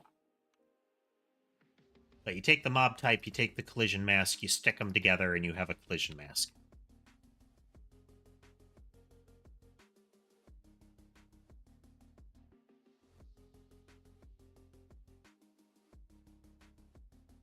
We'll keep them that way for now.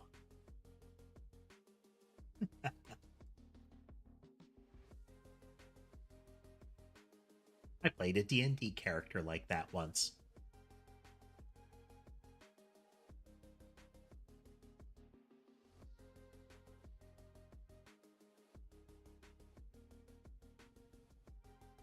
Type. Global nodes.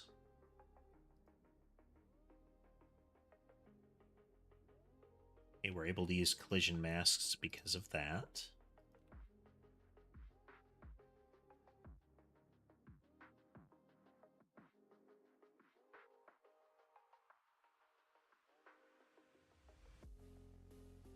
Now this is mob type. Technically, a wall isn't a mob.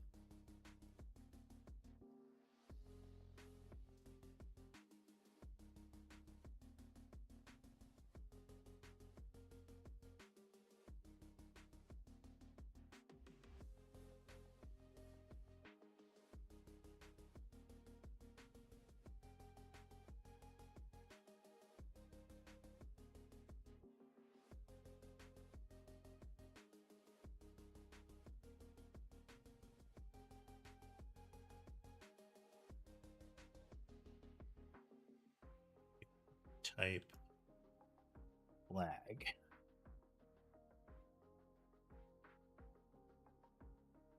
This is going to break some things, but we'll fix it in a minute.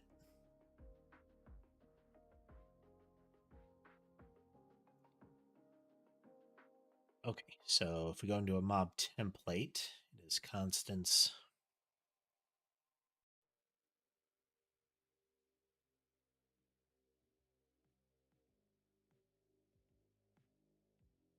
Mob type flag wall.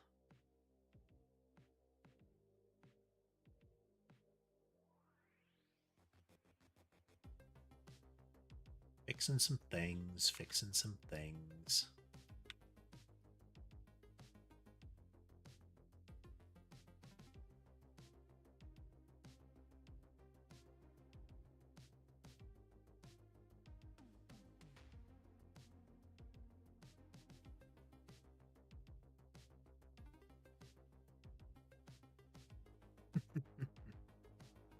Thanks for joining us, Pyro.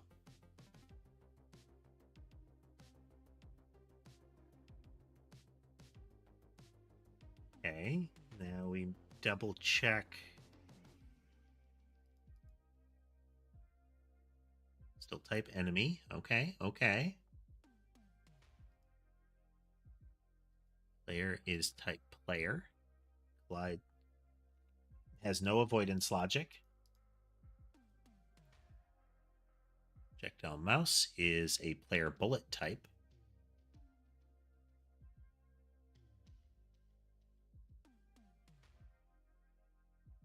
How does it explode?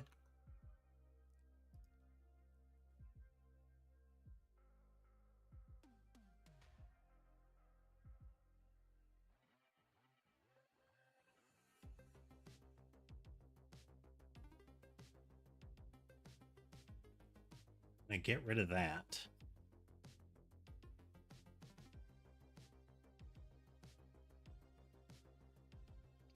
is a mob. What is it called? A mob type.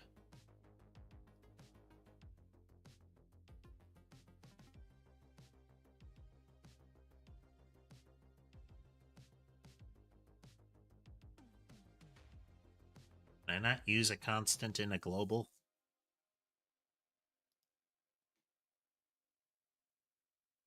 So we're exporting mob type. We should have access to this.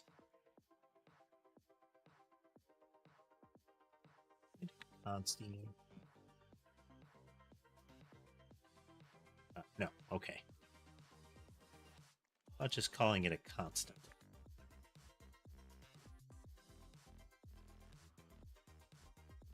Okay.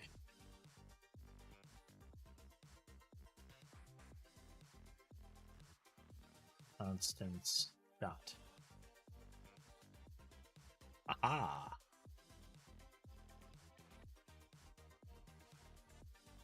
Don't need to translate it.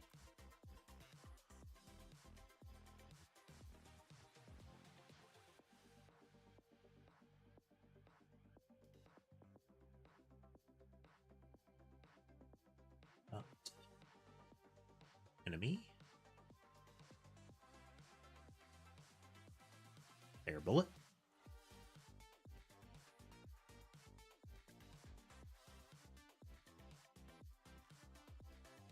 Player. Collision zone.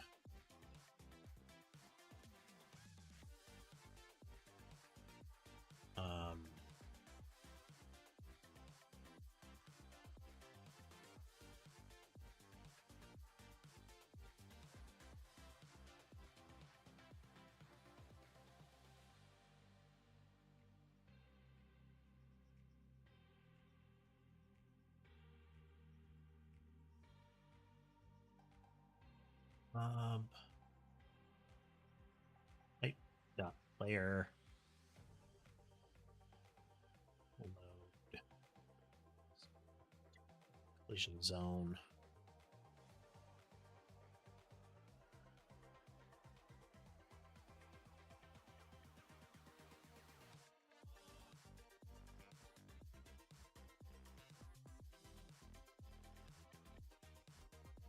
All right, what did I? Oh, boop.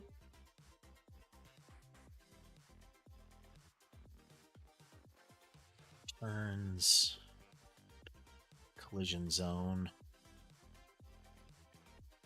Technically, this could just be a node, but they need to go in collision zones to work, so we're going to be specific.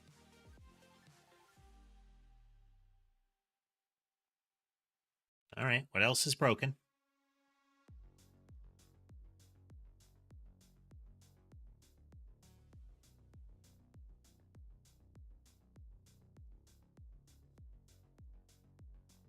Instance. Mob. Type. Enemy.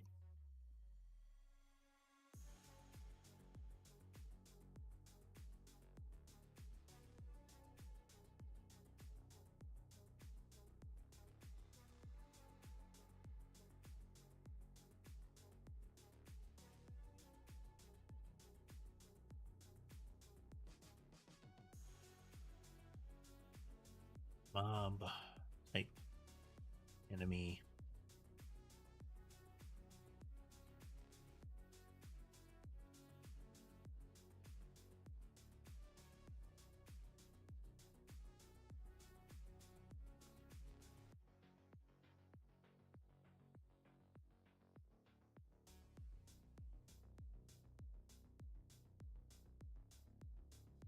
Nice. Okay, now we can go into the player body. Edit in 2D.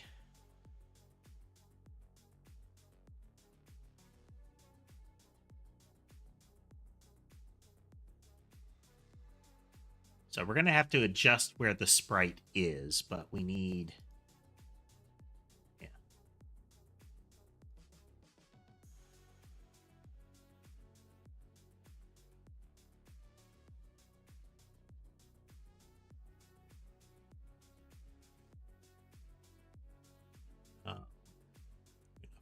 horizontal.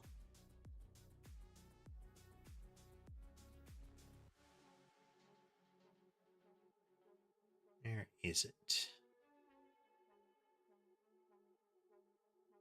Should be a flip horizontal somewhere in here. There we go.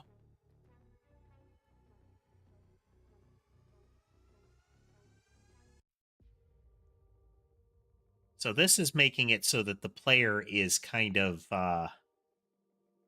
off-center. So we're going to move the sprite in this case.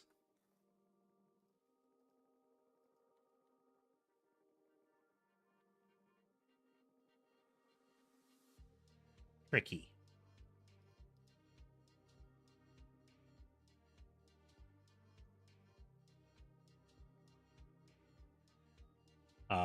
Collision zone won't work either. Like the actual shape won't necessarily work. It's the sprite extends beyond where the player is. Part of the problem is how the sprite is laid out. The body is a little to the left. So the collision zone extends out the front, but there's a safe zone behind.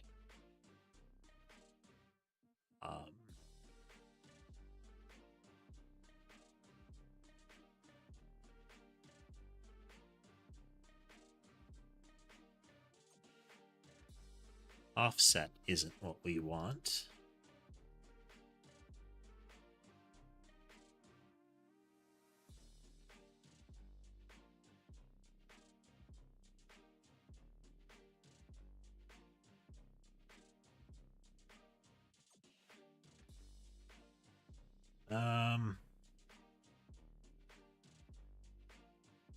So what we'd like is to change the center. Like what point it flips on. It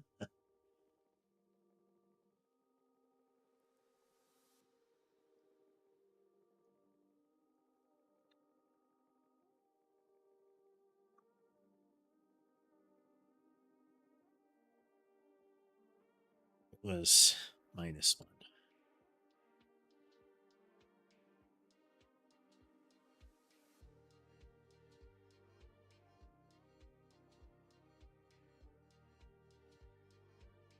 Yeah.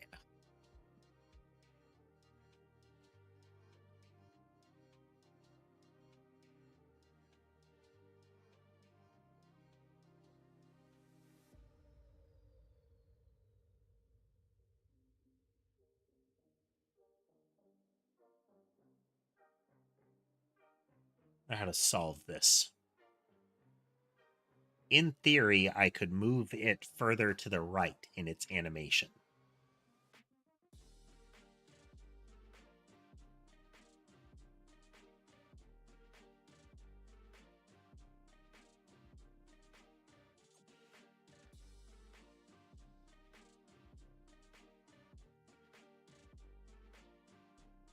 Yeah, I think I'm going to need to correct that.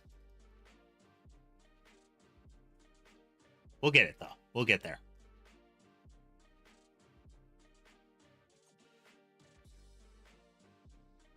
Okay. But yeah, look, we got it moving all around here. That's a good start. Let's change it so it's a mob factory call to create the player object.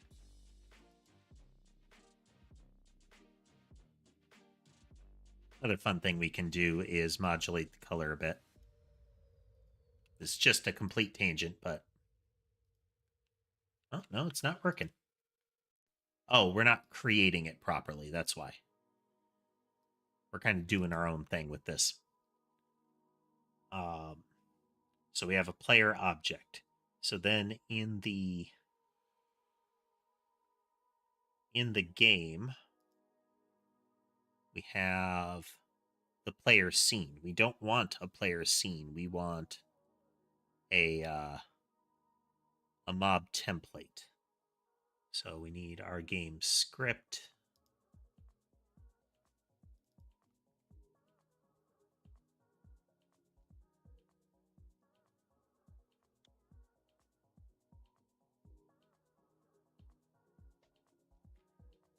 template.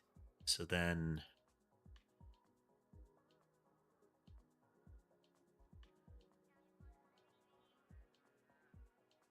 get that moment. Need our player. What are we doing elsewhere for that? Should be in spawner template.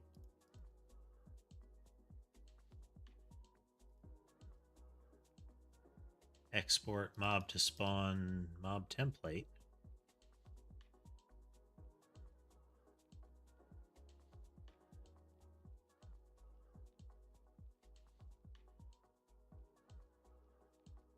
Yeah.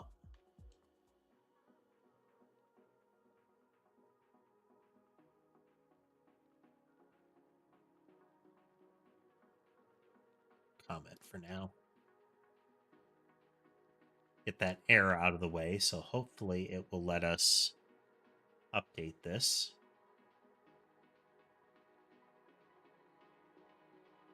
There we go. So then when we're creating the player is not player scene to instantiate. It is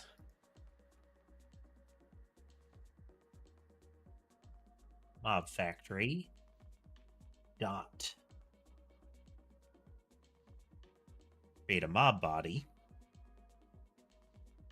from player template.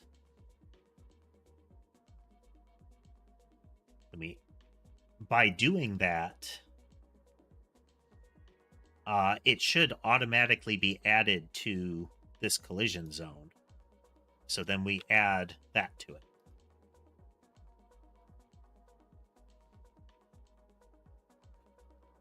Didn't work. Oh.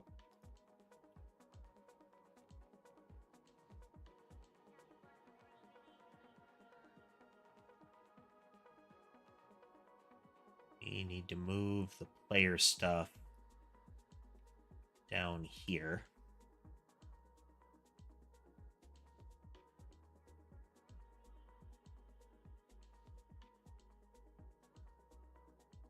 See, things like monster collision zone and whatnot, I want in the global nodes. These are things that everything can reference.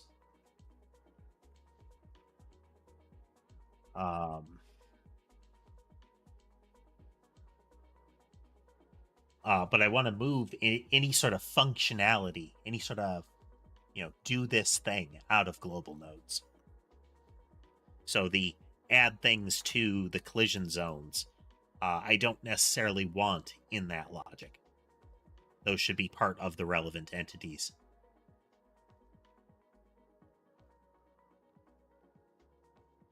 Well, thank you, Jason. This is, if you haven't heard of it, this is called vtubing. Okay? Not only on YouTube, there are a lot of folks that do it on Twitch, but virtual YouTuber, This is a live 2D one, so this is technically just a flat image, but it's wired up like a 3D model, so you can get interior movement and the like. Okay, player object, player moves around. Yay! Computer's still targeting player.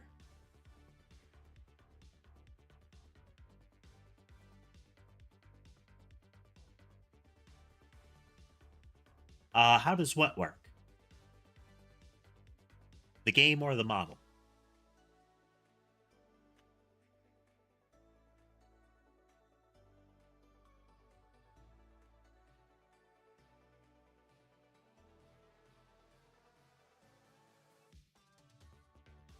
Okay. So it starts out with an artist doing the image, of course, but they do it in a special way. The layering of the image isn't flattened. They keep all of the pieces when they make the image, and then they break it down into component parts and structure those so it looks like it does now, but it allows them to hide and slide things around with particular software. So I'm using a program called VTube Studio to render the model and to wire in camera tracking, so it moves around when I move around. The software that generally gets used for this type of model to render it is Live 2D Cubism, which is... it's a skill set to use that, let alone that the software is largely written in and documented in Japanese. Like, there's English interface, but it's translated. People have used stuff like this for game models. There are a lot of like procedural sprites, both paper doll style ones that are kind of siblings to this, but also fully procedural sprites, like the pixels are generated on the fly kind of stuff. But yeah, you could probably do 3D essentially in-game sprite models in a similar fashion. What we usually see, though, is that each, like in this case, the ears would be an entity attached to it, and they would just rotate accordingly. But that gives you some similar effects. There are some sprite editing programs on, like, Steam that do that sort of thing. Definitely different, but if you put the extra effort into it, you can do the same stuff.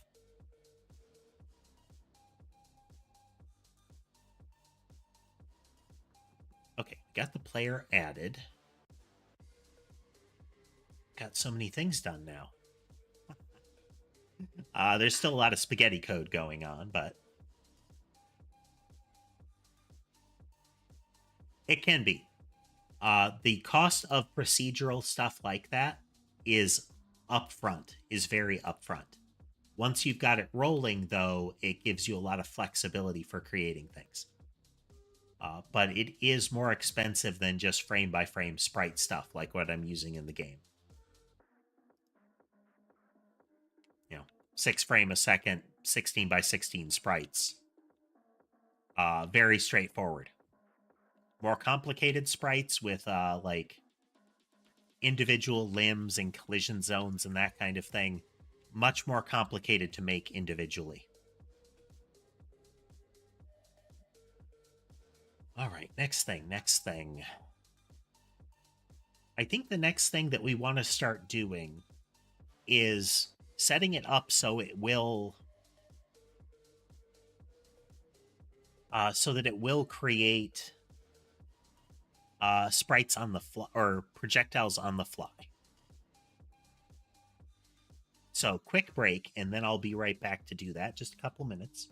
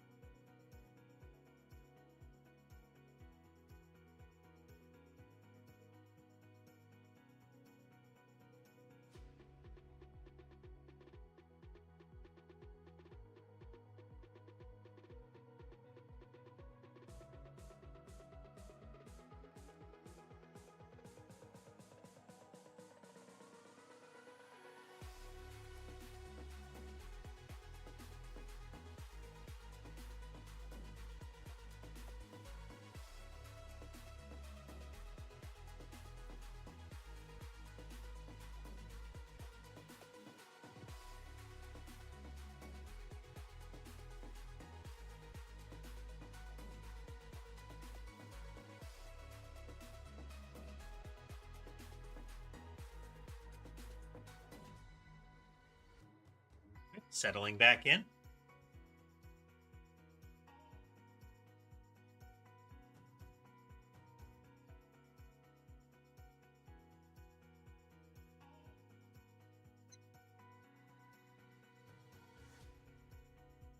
Okay.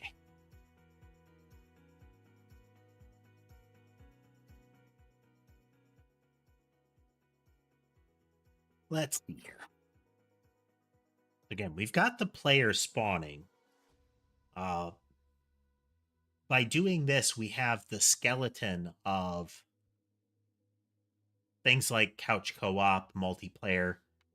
Well, we have the start point for that, and that's that a player entity, something that controls the game state, can exist in multiple forms at once.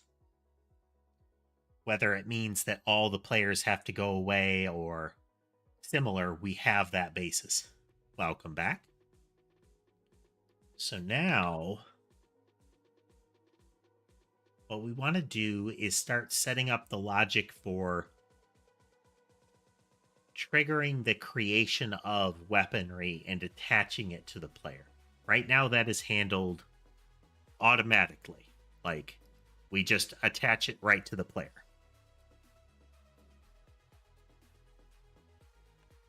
And that's not what we want.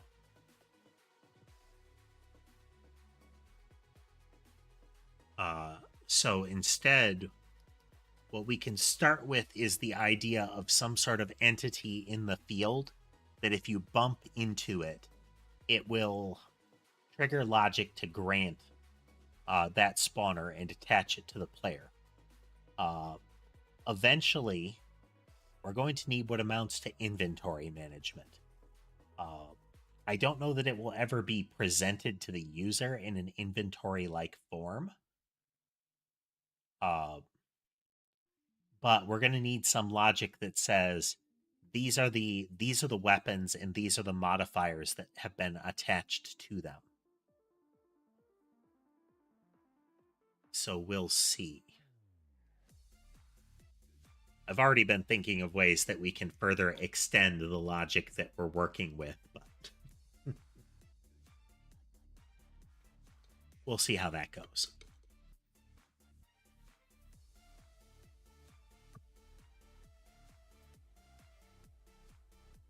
Yeah, inventory systems have the wrinkle of both storage and representation, like linking things together.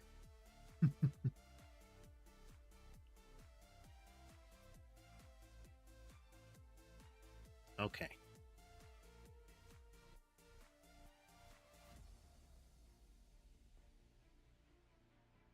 So it's not a monster. It is, again, these aren't mobs. I have railroaded myself into this position, but this is going to be an object.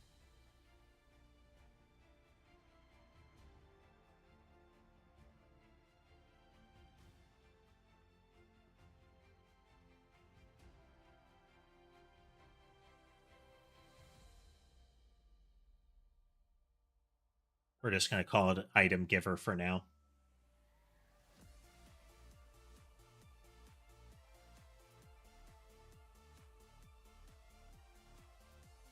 It is going to inherit the mob body scene.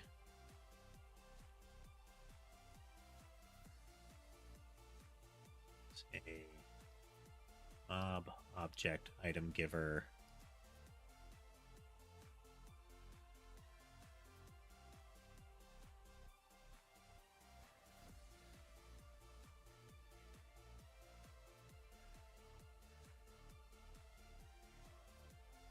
We're using something called Godot engine, Jason, and the scripting language is GDScript.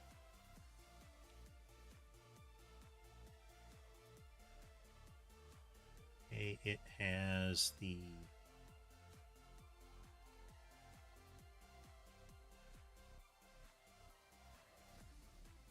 it has mob body, so we break that connection. Attach a script that is item giver body, and it extends mob body.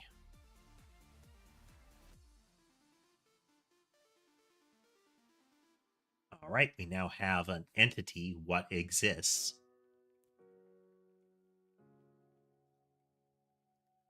Right, new, it's going to be a resource. It's going to be a mob template.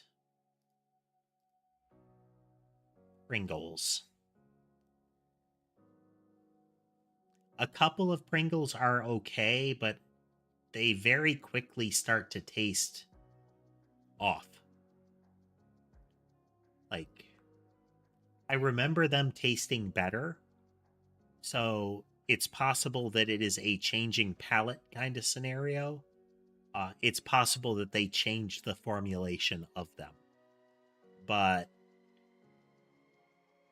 they're not a top tier snack by any stretch for me.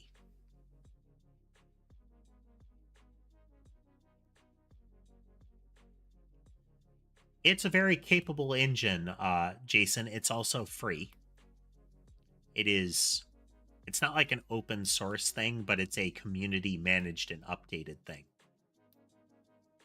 It has been, I've heard it referred to as sort of like the blender of game engines. It's something that is slowly building up greater and greater functionality as it goes.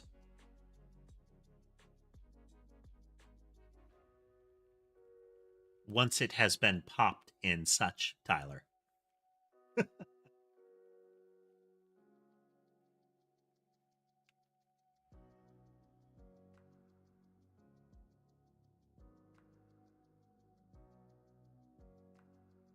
Giver uses an item giver body. It exists in object territory.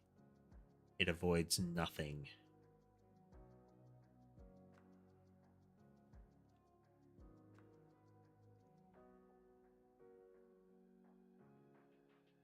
They are salty.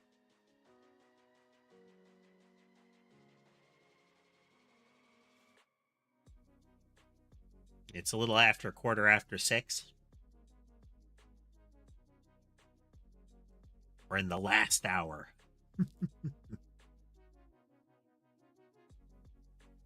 Okay, so now we go back to our game world. We create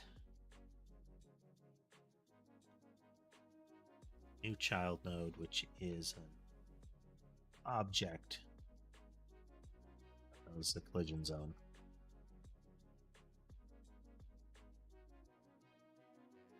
Rename it. It is the object collision zone. Hey there, Scorpion. It does. So, you can probably hardly see it, but in the upper right corner of the screen, there's a little drop down that says mobile. You can pick which kind of compiler, like how it's going to compile it, to determine which platforms it would support. Mobile is pretty much try to make it as compatible as possible. If I recall, compatibility doesn't actually mean that as far as it is the most compatible. It's different than that, but I don't recall. Okay, we have object collision zone. Should be below the player, but above monsters and bullets. Bullets should be above monsters.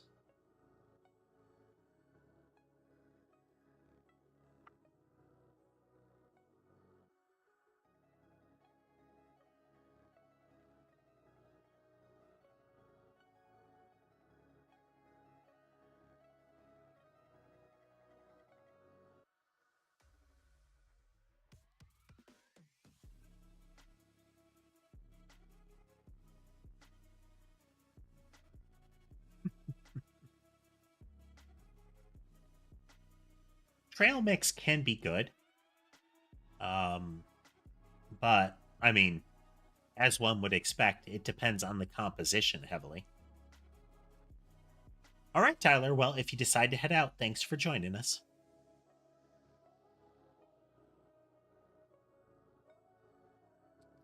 The game object and the Object collision zone is right there.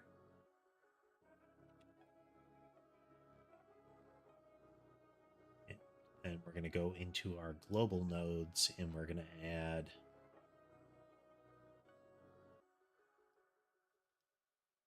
move you above monsters. Objects should be below bullets.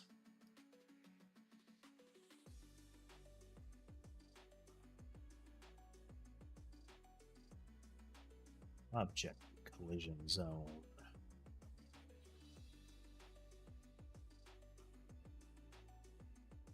Back into our game object, make sure, yep. Go into our script.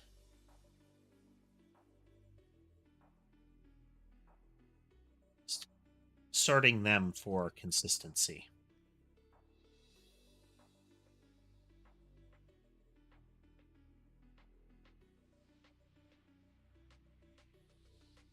Object collision zone.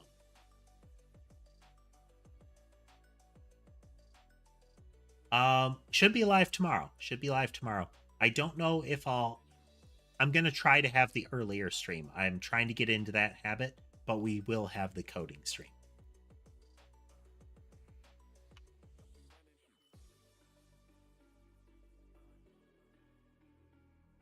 Trying to get those gaming streams in starting at noon, but otherwise 4 p.m. my time.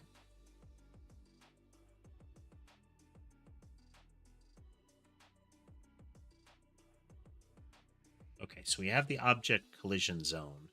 And now when an item giver is spawned, it will be spawned into the object layer.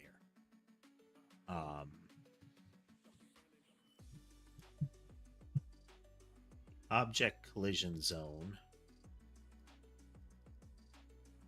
Its collision zone. It exists in the object layer.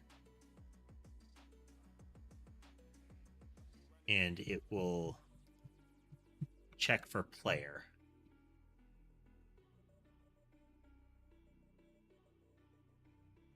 We get folks in time zones all over the place. We have some folks that swing through where the stream starts just before midnight for them.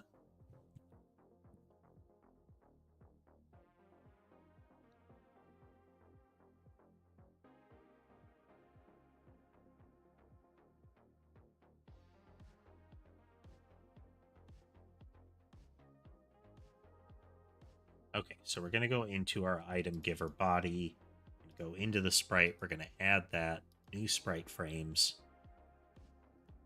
Sprite frames is up to 6, but we'll add a sprite in our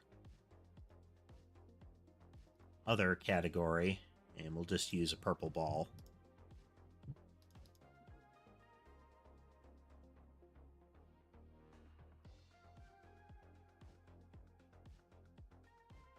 And we'll select the one frame, add that. Okay, so that's what an item giver looks like. It's, yep, okay. So that's all set. But we try to do this about 5 times a week. Might scale that up sometime in the future, but about 5 times a week. I do some research and some like preparatory work on this outside of stream, but otherwise all of the coding has been on stream.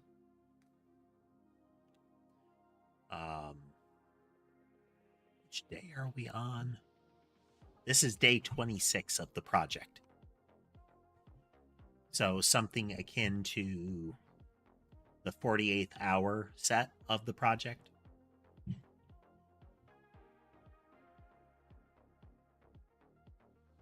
No, that's wrong. 78th. Math.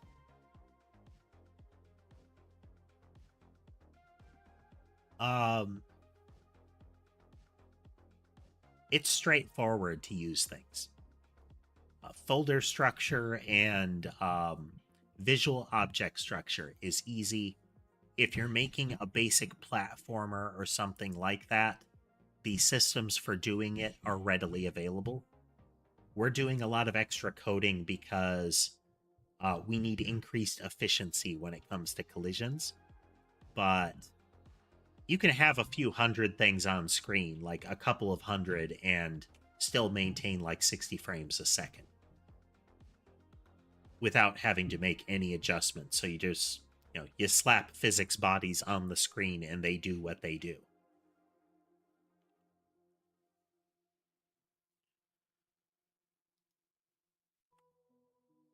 Then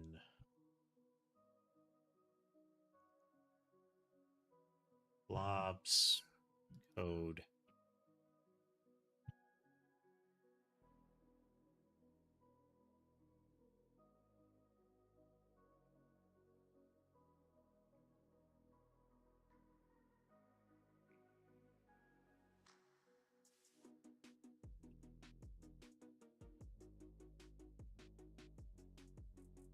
Oh, that's right. Blobs don't do anything when they collide. Let's look at the projectile.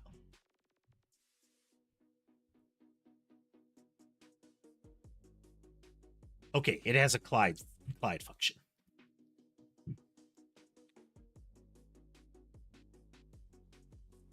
So we're going to go into our item giver. So item givers don't move, but they collide with the player.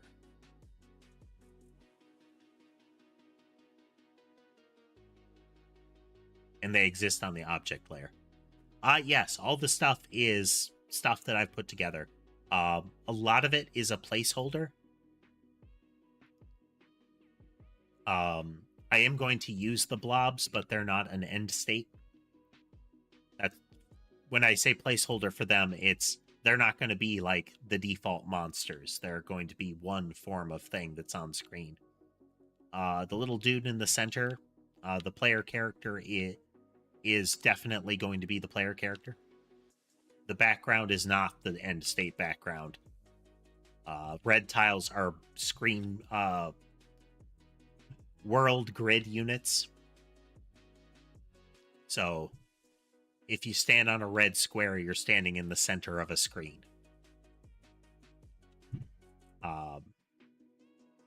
And the red borders are the edge of a screen. It's useful in some things. The wind-up mouse, that's going to be a weapon. How it works has not yet been determined.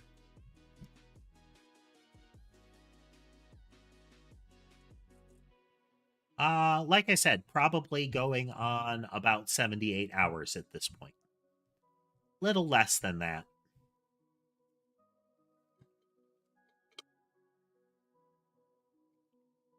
If I like really dug in, I might be able to work faster. But when I say less than 78, there have been streams where it's mostly chat. So it's not like I'm working full tilt.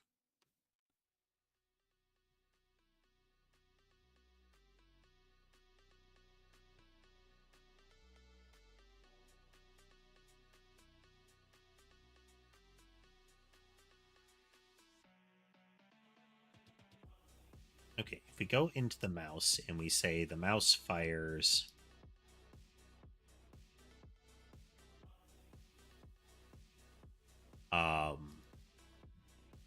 once every 5 seconds. And then in the item giver logic, we're going to go into... We're going to take this logic that adds the bullet spawner to the player.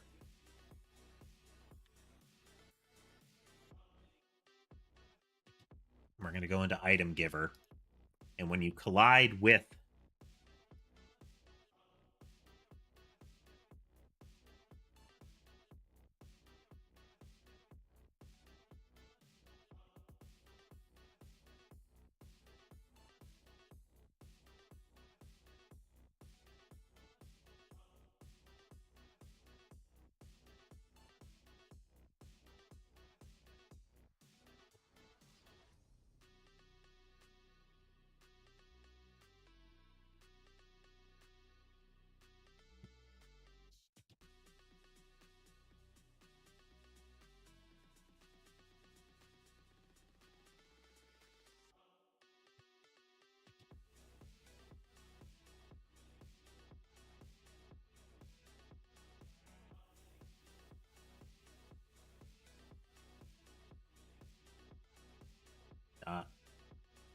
Fire dot.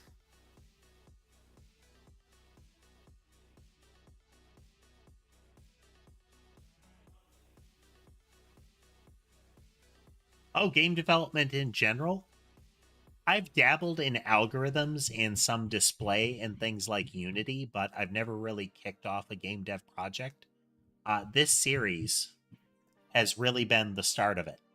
Like, this is the first one I've actively set down. We're going to make a game. The glow effect? There isn't really a glow. Here, let me turn that off.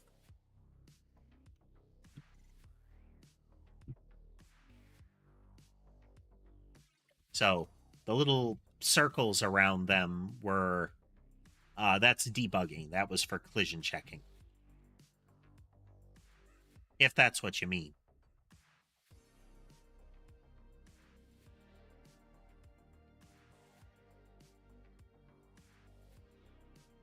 Okay, so then if I collide with it, we add a bullet spawner. So then we are going to create another spawner in game for debug purposes.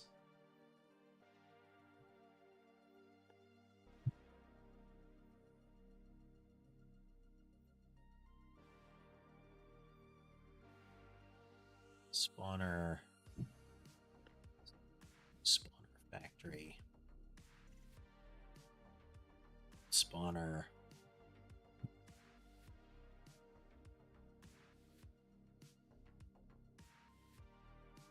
Okay, we need an object catalog now.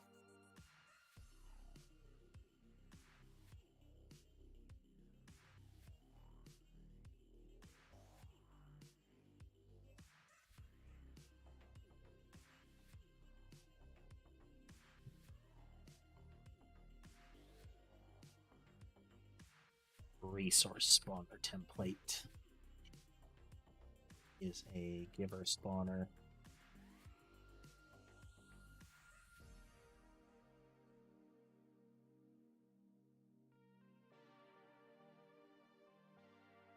Hello there, welcome, welcome.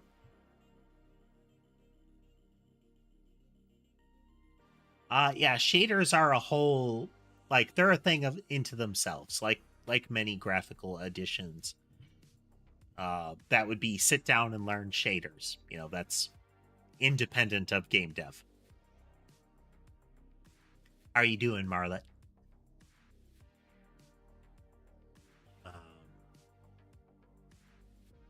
So the giver spawner is going to take an item giver body.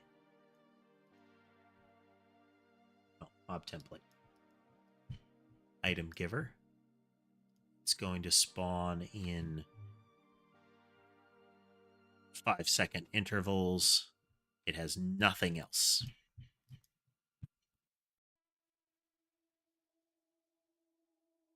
And then we're going to have an object. We're going to create a new resource. Is a object catalog. Catalog. Catalog.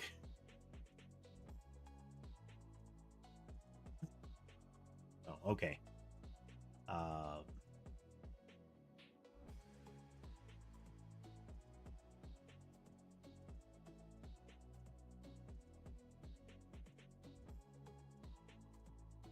What is it called again? Is a catalog type. No, those are catalogs. A weapon catalog.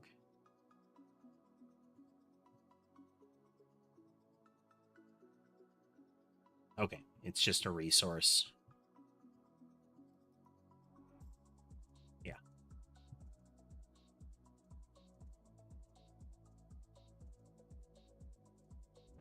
Yeah. Yeah. That's part of why they have like a very dark purple outline. I might make the outline black with dark purple being an interior color, but it's got a dark purple outline to it.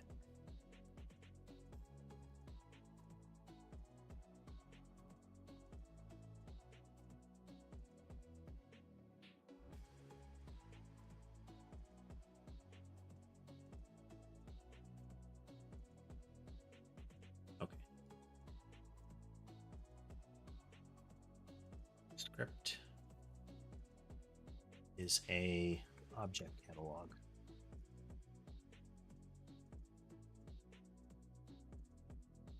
Yep.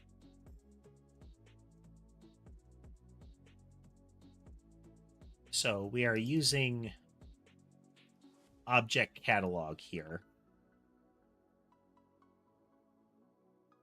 Extends resource.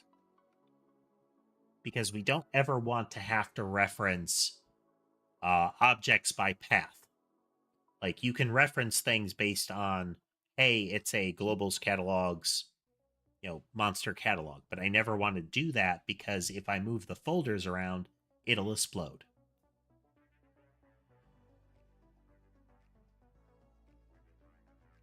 It's probably the thing to do there, Jason, is do some tutorials, work on stuff for learning shaders, and then once you have something that you think works, try to plug it into other stuff. See if it does work, and then port it over to the things you want to use it for. Once you got it rolling, then you can skip steps.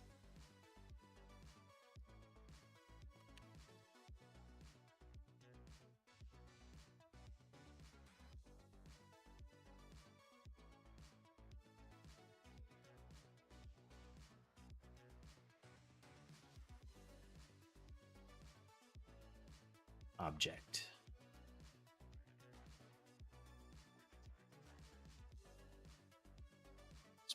Template is let's say spawner template.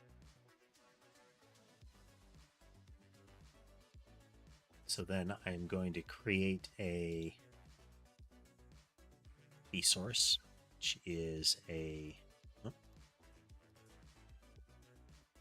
class name object catalog. And that means I'm going to create a new resource called an object catalog. Create. And it's in catalog, so it will be object catalog, resource file. Object catalog, we say the object giver, which we have a giver spawner.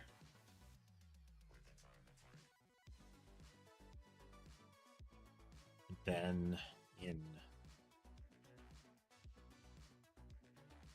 catalogs,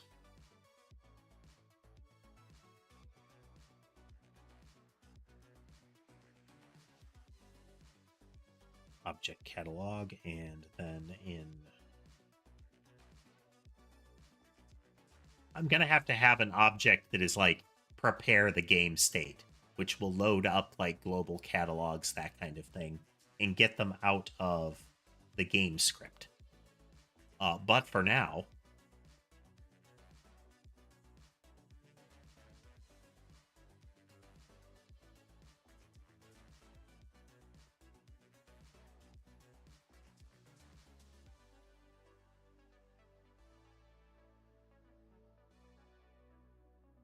fat fingering this over and over.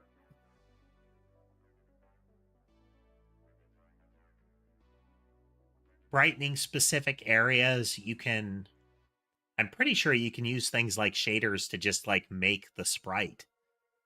All kinds of stuff. It's a very versatile object and pattern. Look at our game object. We do game. We have our object catalog.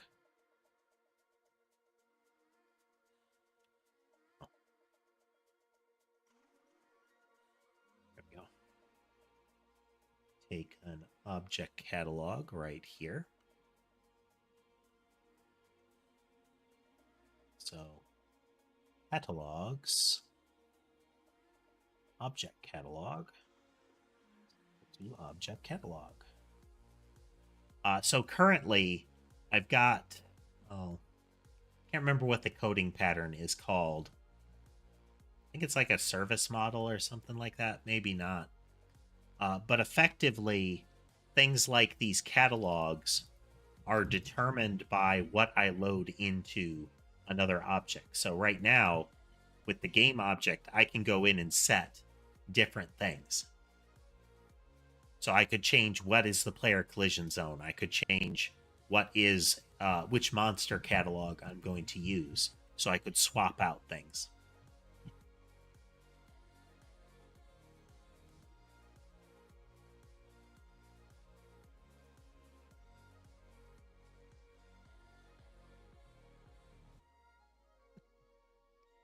Well, I mean, that's how you learn. You get out there, you try to do it, and likely you're going to do it wrong. And then you'll try it again and try it again. And either you'll decide, I don't really need that, and it's not worth, like, I don't prioritize the acquisition of the skill to do it over other things, or you'll get it right and you'll learn to do it.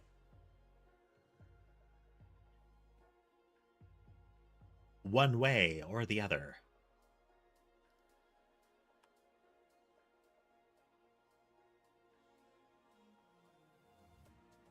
Object catalog dot item giver.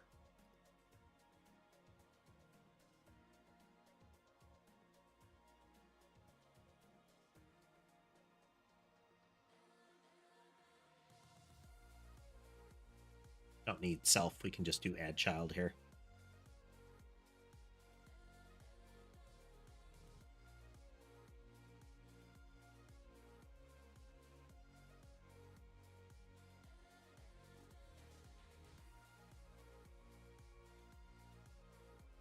Oh. Game object collision zone. Then we need in global nodes. This is not where it's going to be eventually, but we have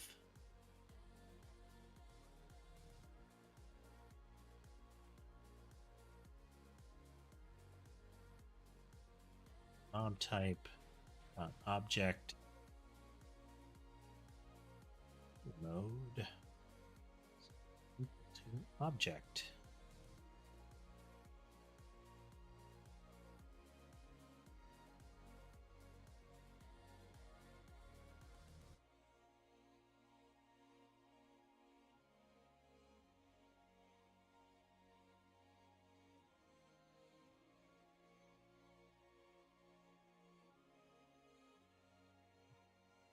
Doesn't have movement.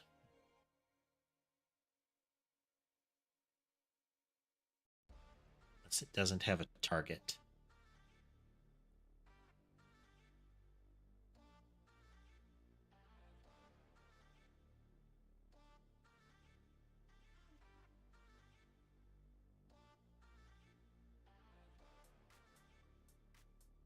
I don't know, Jason. I haven't tried anything past that at this point. Well, I haven't gotten to anything like that. Okay, let's just get the object spawner working. So we're going to go in our weapon spawner. We can leave that. Those aren't being put in at this point.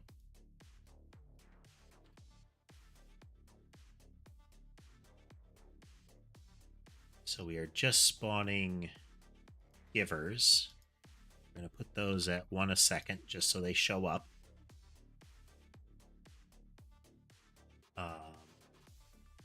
Which means we should get one almost immediately. Yep.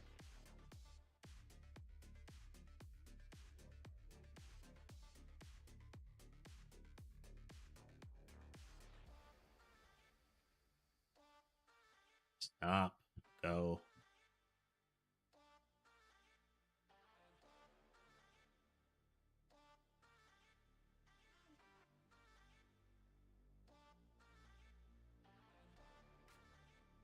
Okay, so mob body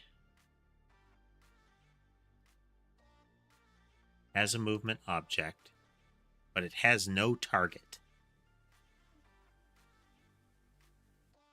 So then I calculate target, and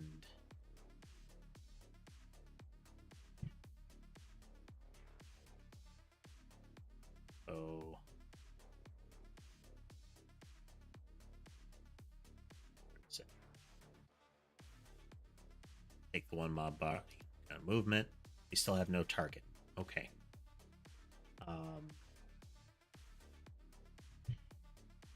So we need to make sure that calculate target results in a target period.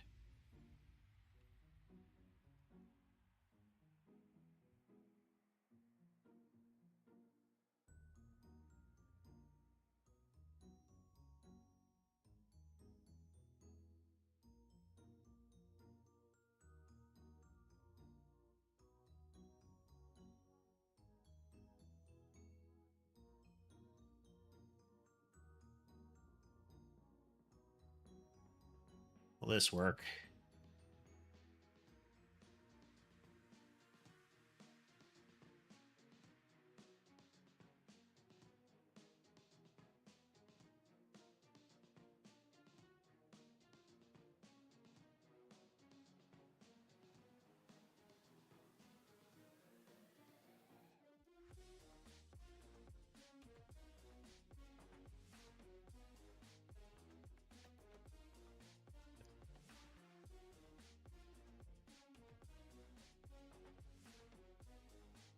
Weapon catalog should have weapon homing mouse.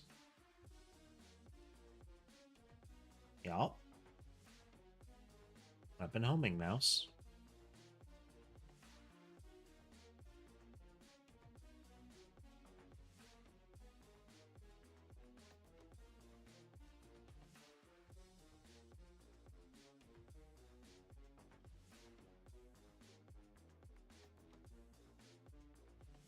There's always stuff to refactor. Always other ways to do it.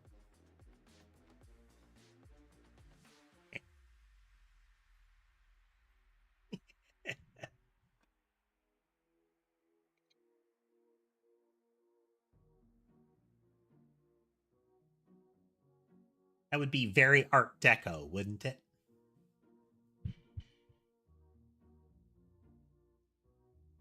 Very World of Tomorrow.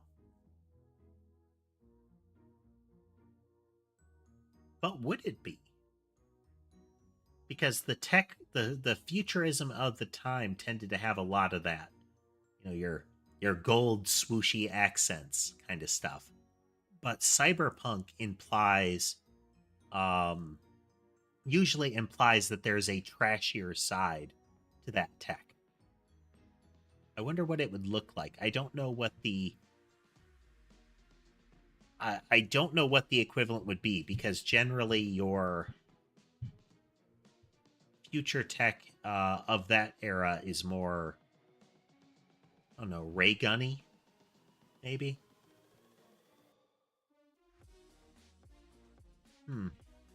Interesting thought, though, Lunar. Interesting thought. Why does it not recognize weapon homing mouse?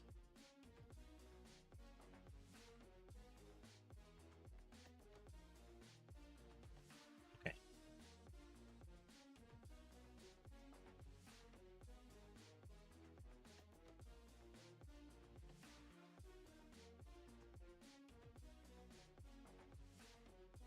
Global nodes.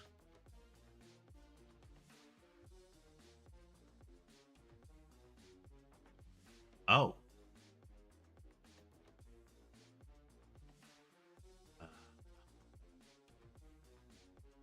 Catalogs. Oopsie doopsie. Oh. Oh.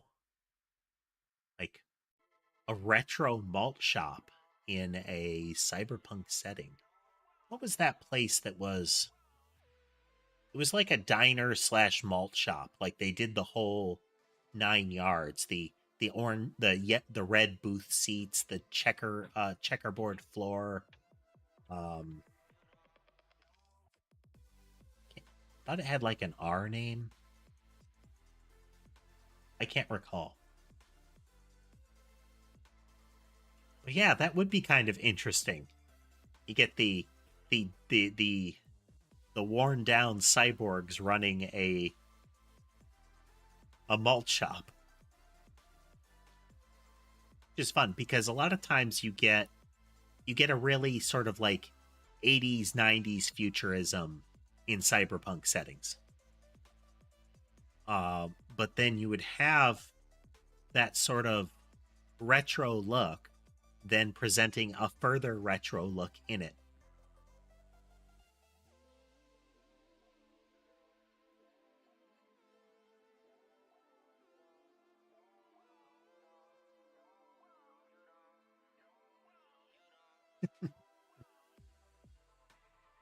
Yeah, the jukebox was an antique and didn't work anymore, so it's got like future tech grafted to it.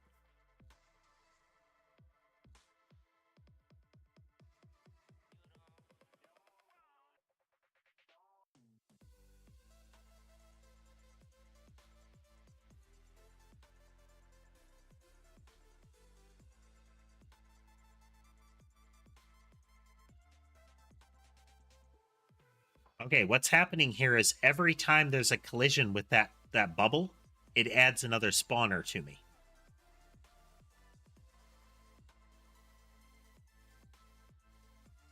All right, that is the precursor to weapon spawners.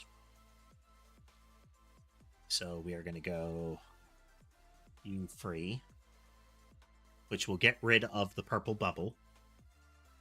And then we will go into the game.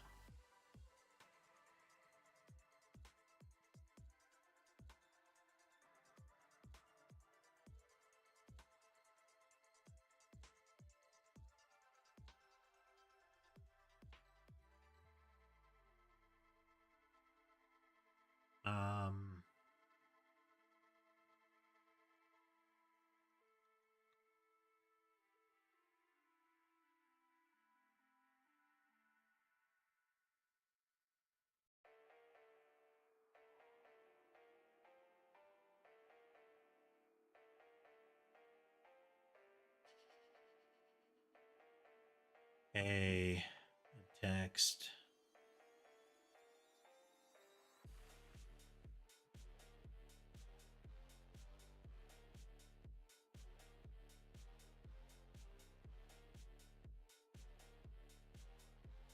Okay, there will be one giver spawner spawned every so often. On the same path that the blobs would spawn. Well, thanks, Jason, and thank you for joining us. And I do hope to see you next time. If you can't, I try to get at least my programming schedule up on YouTube channel in advance. Oh, there they are. So we touch this bubble, we should get a spawner.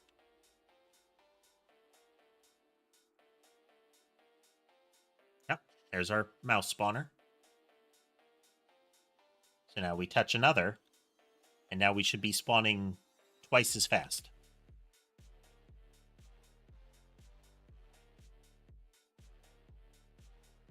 One, two. 1, 2, 3. Blip, blip, blip, blip, blip, blip, blip, blip.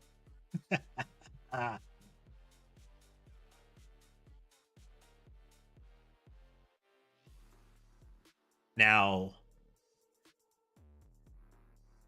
I don't plan on having those bubbles be something in existence the way they are. Now, there will probably be some pickups, like, your classic XP point on the ground kind of thing. But we're going to wire that weapon logic into the level up logic. So we would have a listing of the upgrades that a player has received to each weapon in sequence, so that whenever a power up is obtained, we can then recreate all the weapons that the player has and adjust them accordingly. So instead of just saying, okay, here is the mouse spawner forever, it's we're going to create a mouse spawner and we're going to adjust its template before spawning it. So we'll instantiate the template, fill in adjustments to it based on what we have, and then create the spawner from that template. So everything will have a starting point. Like a homing mouse always starts the way it is. So a homing mouse spawner. So, it will always spawn this frequently by default. It will spawn this many. It will spawn this many clusters. All of that stuff will be baked in. But then when we start to adjust it, we can go through and make those changes. Like, oh, I have a speed multiplier that I'm applying. I'm going to go in and take the default and adjust that speed multiplier. Oh, I'm adding homing to it. It already has homing, but I'm adding homing to it. So it's move straight line now because I want to demonstrate the spread shot. But spread shot, I'm adding spread shot to it. Those kind of things can be added after, like, before we actually create the spawner. I add them to the template, and then we feed it into the spawner factory. So the next thing that we're going to do,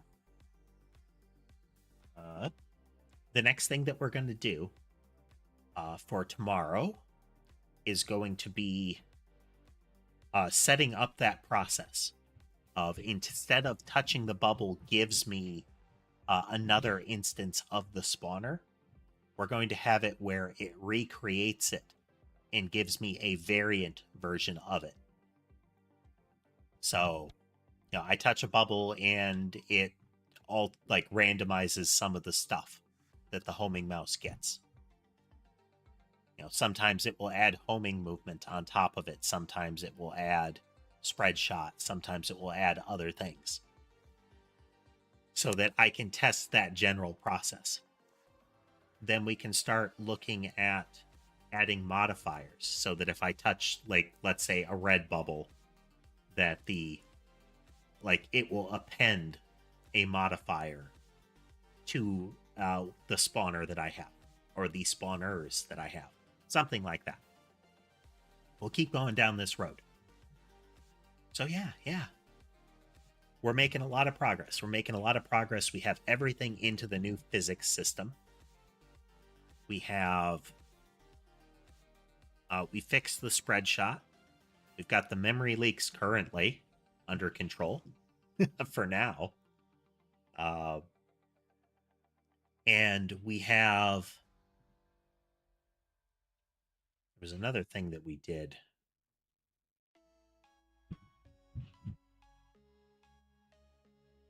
I'll maybe remember later. But for next time, we're going to start further adjusting the spawner, or the weapon spawner system, so that we can start to get a handle on how the end result is going to be, how that system of composite weaponry is going to play out. Technically, how it's going to play out, not interface and visuals wise, that kind of thing. Okay. Well, again, I hope everybody had fun tonight. And if you did and would like to see more and haven't already, consider following, subscribing, commenting, all of that good stuff. It will hopefully make it easier for you to find my content in the future. But until then, I hope you all have a good night.